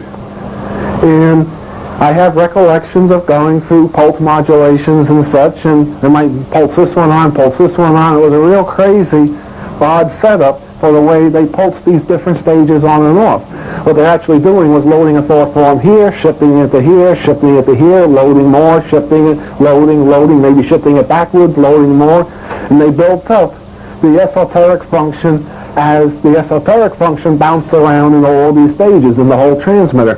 Now another aspect of this is what do we have here? We have a noise source. This is a white noise source synchronized by Mr. Nikola Tesla's whirligig zero-time reference, which I'm not going to go into here. And they use this noise to essentially pulse noise modulate the stay low, pulse noise modulate the outputs of the synthesizer, which means you ended up here with a carrier with white noise modulation on it. If you go through your signal processing, you'll find out that white noise is 50% correlated to anything and everything within its bandwidth. That's right out of college, people. That's in your college textbooks. Look it up, it's in there. Which means this signal now is coherent to itself, and it's also coherent to hyperspatial functions because white noise essentially comes out of hyperspatial functions. If anyone wants to debate that, I'll debate that with you later. And of course, they had their zero-time reference, which synchronized the white noise function. So at this point, they started to build the thought form within the pulsed signal. Of course, there's still no output here. They then split it and sent it to the other transmitter. The other transmitter was just this group here. You know, the pulse modulators and the 3 IPAs and the PA. At that point, it went into this IPA number 1, boosted to 7 kilowatts, went to IPA number 2, boosted to 75 kilowatts, went to IPA 3, boosted to a megawatt, went to the final amplifier, which is a first cousin to a magnetron known as an amplitron, which is essentially a backward slow-moving wave structure oscillator, which anyone's interested in, I can explain that to you what it does later. And goes through its different isolations, goes through the band limiting filter so this thing doesn't spread to hell and gone and back and wipe out every TV on Long Island and wipe out every radio on Long Island. You know, this thing spread as far and wide. And then they produced 12 megawatts here. They lost a megawatt in the isolator. It means you had to water cool this. They lost another megawatt in this filter. That was water cooled. And if you look in the Montauk station, you'll still see all the water cooling equipment in the antenna room for these. And it went out to the antenna. Of course, these stages are individually pulse modulated also. So we had 14 pulse modulation points in this transmitter. Of course, the human ladder structure is based on 7s, 14s, or 21s. The magic number 7 again. And they built the thought form by pulsing all these stages, and they did some weird ways of pulsing. This is essentially how the transmitter actually worked. As I said, I'm not going to go into very deep technical detail here. Anyone interested can see me later and we can go much deeper into technicalities of this. I'm trying to give you people an overview of what this did. You can get the tape and the paper and this will all be in it and you can study the block diagram and such.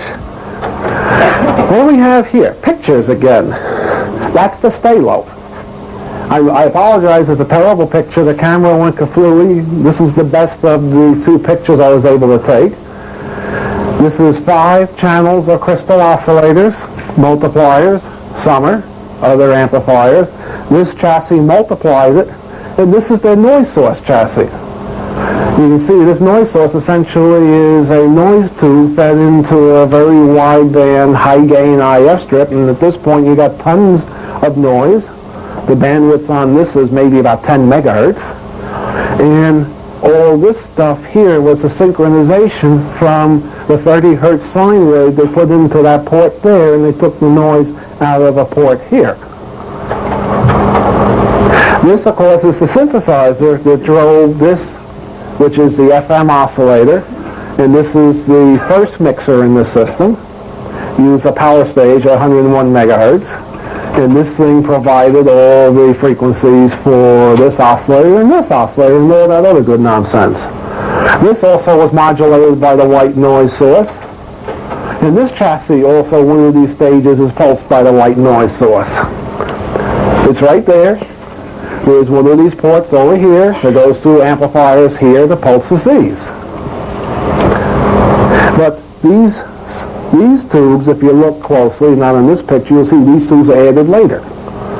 And they just pulse one of these amplifiers. Remember, this frequency generator chain was essentially in the old stage transmitter on continuously. They used a synchrodyne to get the on-off effect. Because when you start up a crystal oscillator, it starts, smooths up the frequency and stays there. They wanted to be able to pull out a pulse which was exactly on frequency at all times, and switch from one pulse, one frequency to another frequency, and always be on frequency. So all these oscillators here and these crystal oscillators here had to be up and running continuously. And they had trouble with phasing and such as the different mixers came up, so the whole RF generator chain was on constantly. Although this mixer in the Montauk project was pulsed. They didn't care about the phase apparently. This is your final mixer. This of course has a 3CX100A5 tube in it, which some may recognize as a 2C39 from World War II. That's that nice little White House triode that puts out 100 watts. Then we go back to our block diagram. We now will look at the synchrodyne. This is 8 stages, each one 3CX100A5s or 2C39s. And voila, there they are. 1, 2, 3, 4, 5, 6, 7, 8. People, they had these nice, expensive ceramic iMac triodes in here. You can see where they blew air through them. Each one of these has an air input and an air output. And this thing sat there, and this built up at least 50% of the thought form in these boxes. These are cavities. You know, TEM mode cavities. These darn things. Now, these were 7214 Ceramo-Wax pentos, which are about that big around and about yay tall, had rings on the bottom for the electrodes. These sat in cavities about yay long and about yay square, and had huge fans blowing them. They had 2 of these. This thing, this tube is 6952, looks like a robot. That tube is about yay big around, has a round section like a flying saucer, about yay thick. It has things sitting down that you connect to it. It has 2 legs sitting down for the water cooling, 2 legs going up for the water cooling. It has the plate on top, and the thing actually looked like a robot. That was this stage here. That thing put out either 50 kilowatts CW or a megawatt of pulse power. That's a lot of power, people. This, of course, was waveguide at this point. You don't put this into a coax cable. You got so much voltage in the coax cable, you get any of albeolic standing waves. Of course, they're not albeolic standing waves. Folks, that's right out of your college textbooks. That's out of your tech school textbooks. If you had a standing wave problem, you could sit and watch your coax cable explode. I think we've all seen coax cables explode from SWR. That drove this big thing, which we'll have pictures of later. All these stages were removed from the Montauk site. I'd love to know what they did to these stages. This is one of the things we don't have. We're assuming that these stages look like these stages, just bigger. I'm not sure. Because both screen rooms that had all these stages in them were gone. Screen rooms there's nothing in them. They went to the Ampletron, they put in 600 kilowatts of power, got out 12 megawatts of power. I already went through this. And they provided a signal to the antenna. This is a picture of the power supply. This is the power transformer. If we can focus it a little. 3-phase input, 3-phase 20 kV coming out here. This thing I'd love to put on Bob's back. This is one of the Ampletrons, one of the Thyratrons. They use 4 of these monsters in parallel. This is a 66 megawatt pulsed Thyratron, a hydrogen Thyratron. The whole thing sits about that tall from the floor. The tube itself is about that big around. They had a cabinet with 4 of these, boom, boom, boom, boom, hooked up in parallel. We went to the pulse network that Mr. Bielik described. This is the Ampletron. Of course, you can see where the welding was done, the cutting to cut the transmitter apart. You can see some welding marks here. This thing, the tube sits from here. You can see the cooling. And it sits right down into about here, inside of an oil bath. The pulse transformer is down in here. As Al said, they already had capacitor networks. Each network had 5 capacitors. They had 3 groups of 5 capacitors in the network, 15 capacitors they used totally. And it was a typical type pulse delay line, with inductors in series and capacitors to ground. They charged up the caps and then shorted the one end of the line and dumped the other end into the pulse coil. So much for the transmitter. This is a picture of the building this transmitter sat in. This is a 100-foot by 150-foot tall tomb or a monolith from 2001. You can see some of the antenna up there. And this is the 2 floors. You can see some cooling that the transmitter sat on. They had cooling towers standing outside this thing. They had a field of pole pig transformers sitting next to it. They fed this thing with over 2 megawatts of power. The generators in the power station, they were pumping at least 2¼ megawatts into this thing. I'd love to know where all the heat went. Must have got hot around there. I really remember it was hot. We're now going to discuss the antennas. Can we focus again? The first diagram I made said overall blotch diagram. So I had to fix it. Whoops. Great. I fixed it, the block diagram. They had 3 antennas at Montauk. They had 2 above ground antennas and the Delta T antenna below ground. What they actually did was they used the reflector to reflect out away from the subject the burning rays, the microwave oven rays. The etheric component, being it doesn't know any solid matter, passed right through the reflector, and essentially the etherics went out parallel with the gain horn feed, as the gain horn would send it. They had this big monster waveguide switch to drive either the omnidirectional antenna or the directional antenna. They also sampled the pulse from the final pulse-forming network and fed it into the windings of a Delta T antenna. What is a Delta T antenna? Let's now look over here.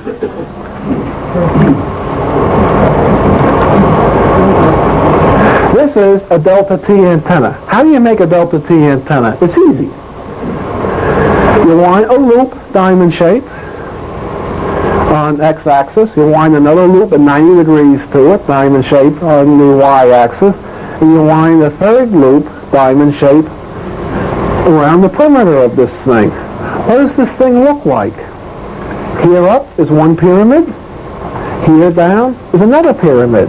This is two pyramids, base to base, one pointing up, one pointing down. You build up a thought form in here with the XY loops using the correlated white noise. It will grab the thought form and rotate it. It will spin it into a cylinder, and as that cylinder is rotating, it has to bend time to get the rotation. It means now you're generating ricklets of time coming off this rotating cylinder, and this is a time vortex, as talked of in quantum electrodynamics. So as this thing spins, the imaginary cylinder in here spins, or it's called a spinner in physics. It sends out a field of time waves. All right, let's go back to our picture. And again, they take the output of the noise source from our transmitter, put it into a 100 kilowatt audio amplifier. Boy, I'd love to have that one, people. But they took that one with them. I would have got that out if I could have. They took that one with them for some reason. That went into the horizontal coil. And the two pulse modulations from the final network went into the X and Y coil. Now, by feeding RF into the omnidirectional antenna and feeding the baseband into this magnetic antenna buried underground, this was the same function that they had on the Eldridge. The Eldridge, remember, had an antenna on the top of the mast and magnetic coils on the base. Except this, of course, was much more tighter controlled. Here is a picture of the directional antenna. Here is a picture of the cherry stick on the back, which is the omnidirectional antenna. Can we focus it?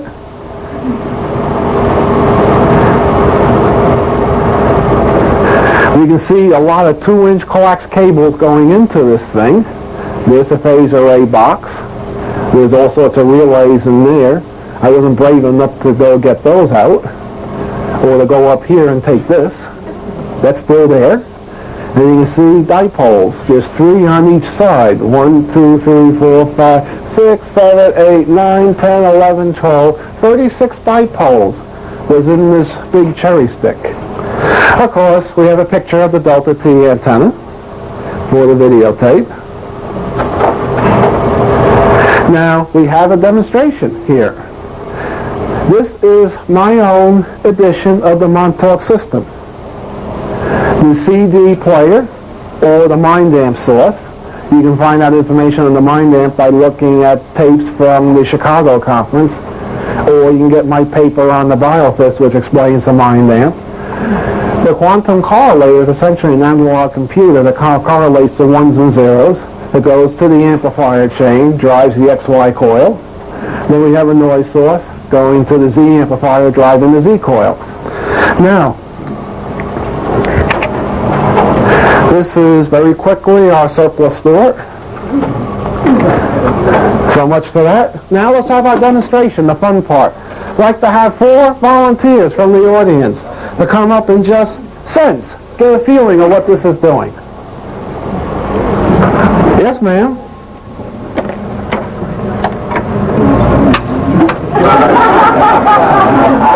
You won't disappear into hyperspace. About 40 years. What I have is I have a picture here. I'm not going to show you the picture.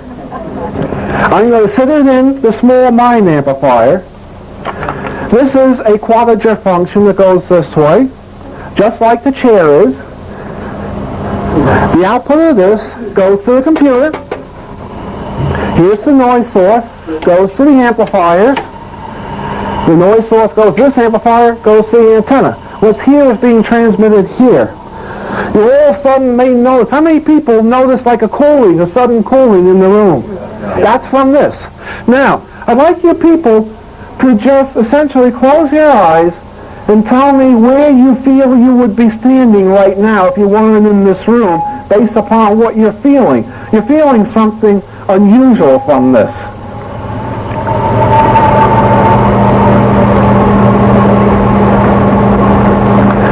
everybody in the audience, I think, is beginning to feel the cooling. Okay, man, where do you think you would be? Staying at a table, you're sleeping at a table there, it seems like. Okay, sir, what do you... Same place I am right now. Okay, sir.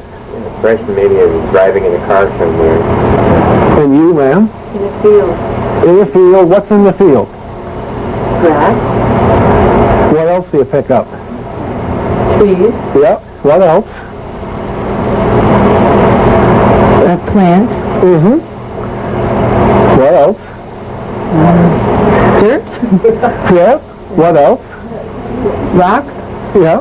What else? All right. I'll now show you the picture. Somebody said water in the audience. Yeah, can we get it on camera so everybody can see it?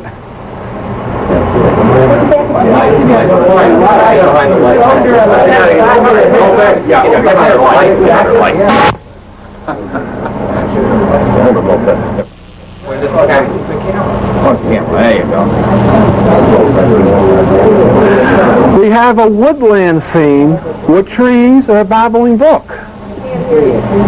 We have a woodland scene with trees and a babbling brook. This lovely lady picked up the thought form being transmitted. And I can tell you honestly, there's no collusion between any of us. It doesn't mean you people are no good. It just means she has a more open psychic sense. That finishes the lecture demonstration. Let's now go to question and answers. You got it on the camera, good, sir?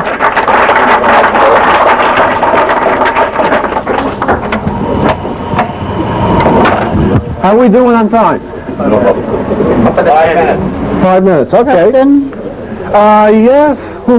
Could it matter what angle the person stood in relation to the antenna and its various Theoretically not, but remember, this is not ideal conditions, so it could be. Okay. I have a question here. You talked about quantum coupling between the two coils in the chair.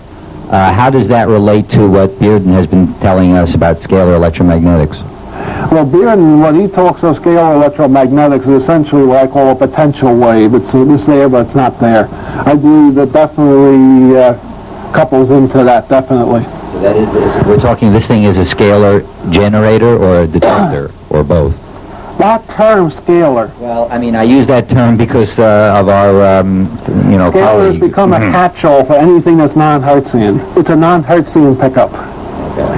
Preston, anybody sitting in the chair, would they have an experience of time travel or anything like that happen to them? That's the first thing. And the second question is, were there the future scientists that our previous speaker spoke about, do you know who they are by name or occupation? Yes, but I can't say. Well, in the first question then, people sitting in the chair, were they remember, the person sitting in the chair was deeply, deeply entranced. His conscious mind was deferred and pulled off to who knows where inside himself. And the primitive mind was allowed to surface, which is a very flexible, pliable function. Yes, Alan? Yeah. Could you please describe the design of the amplifiers, the 3 amplifiers, and... Leave it to an audio man to ask about the amplifiers. Do I have something to write with?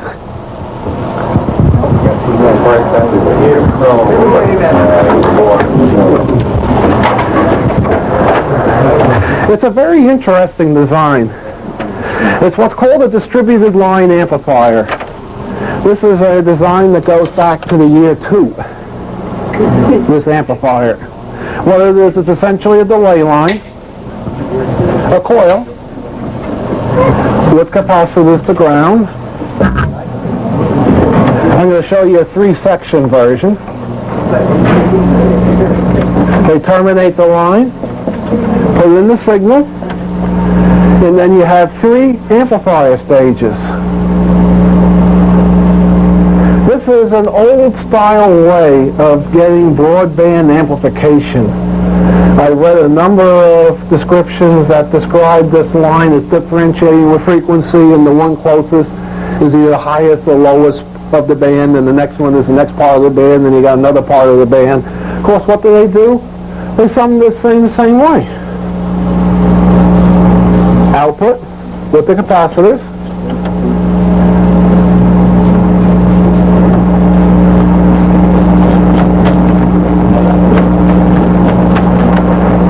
And this is what's called a distributed line amplifier. Now the interesting point on this is essentially all these amplifier stages, and those amplifiers is 10 of these, 5 groups of push-pull. They essentially electrically have the gain of the amplifier, the voltage gain of the amplifier, but etherically these things add on a real strange screwy setup. So this amplifier has more etheric gain than it has electrical gain. Another question. Yes, by doing this time travel experiment and by going back into the past, if you made a change and caused another reality, how would you know at this time frame if you made a change? Which came first, the chicken or the egg? Can you answer that one? No, we can't answer that. We don't know. It's the same as the chicken and the egg. I'm not trying to put you down, man. It's just, if you change the past, you're going to change the future. You know what's happened in the future based upon what you did in the past, so you're probably not going to know what happened. It's going to be one of these closed loops where whatever happened between you and the future and you and the past becomes a separate reality that's separated off the timeline. Watch Back to the Future. It's a very childish movie, but some of the time concepts are quite accurate. Yes?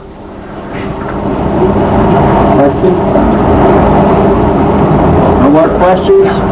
That's it. Okay, thank you.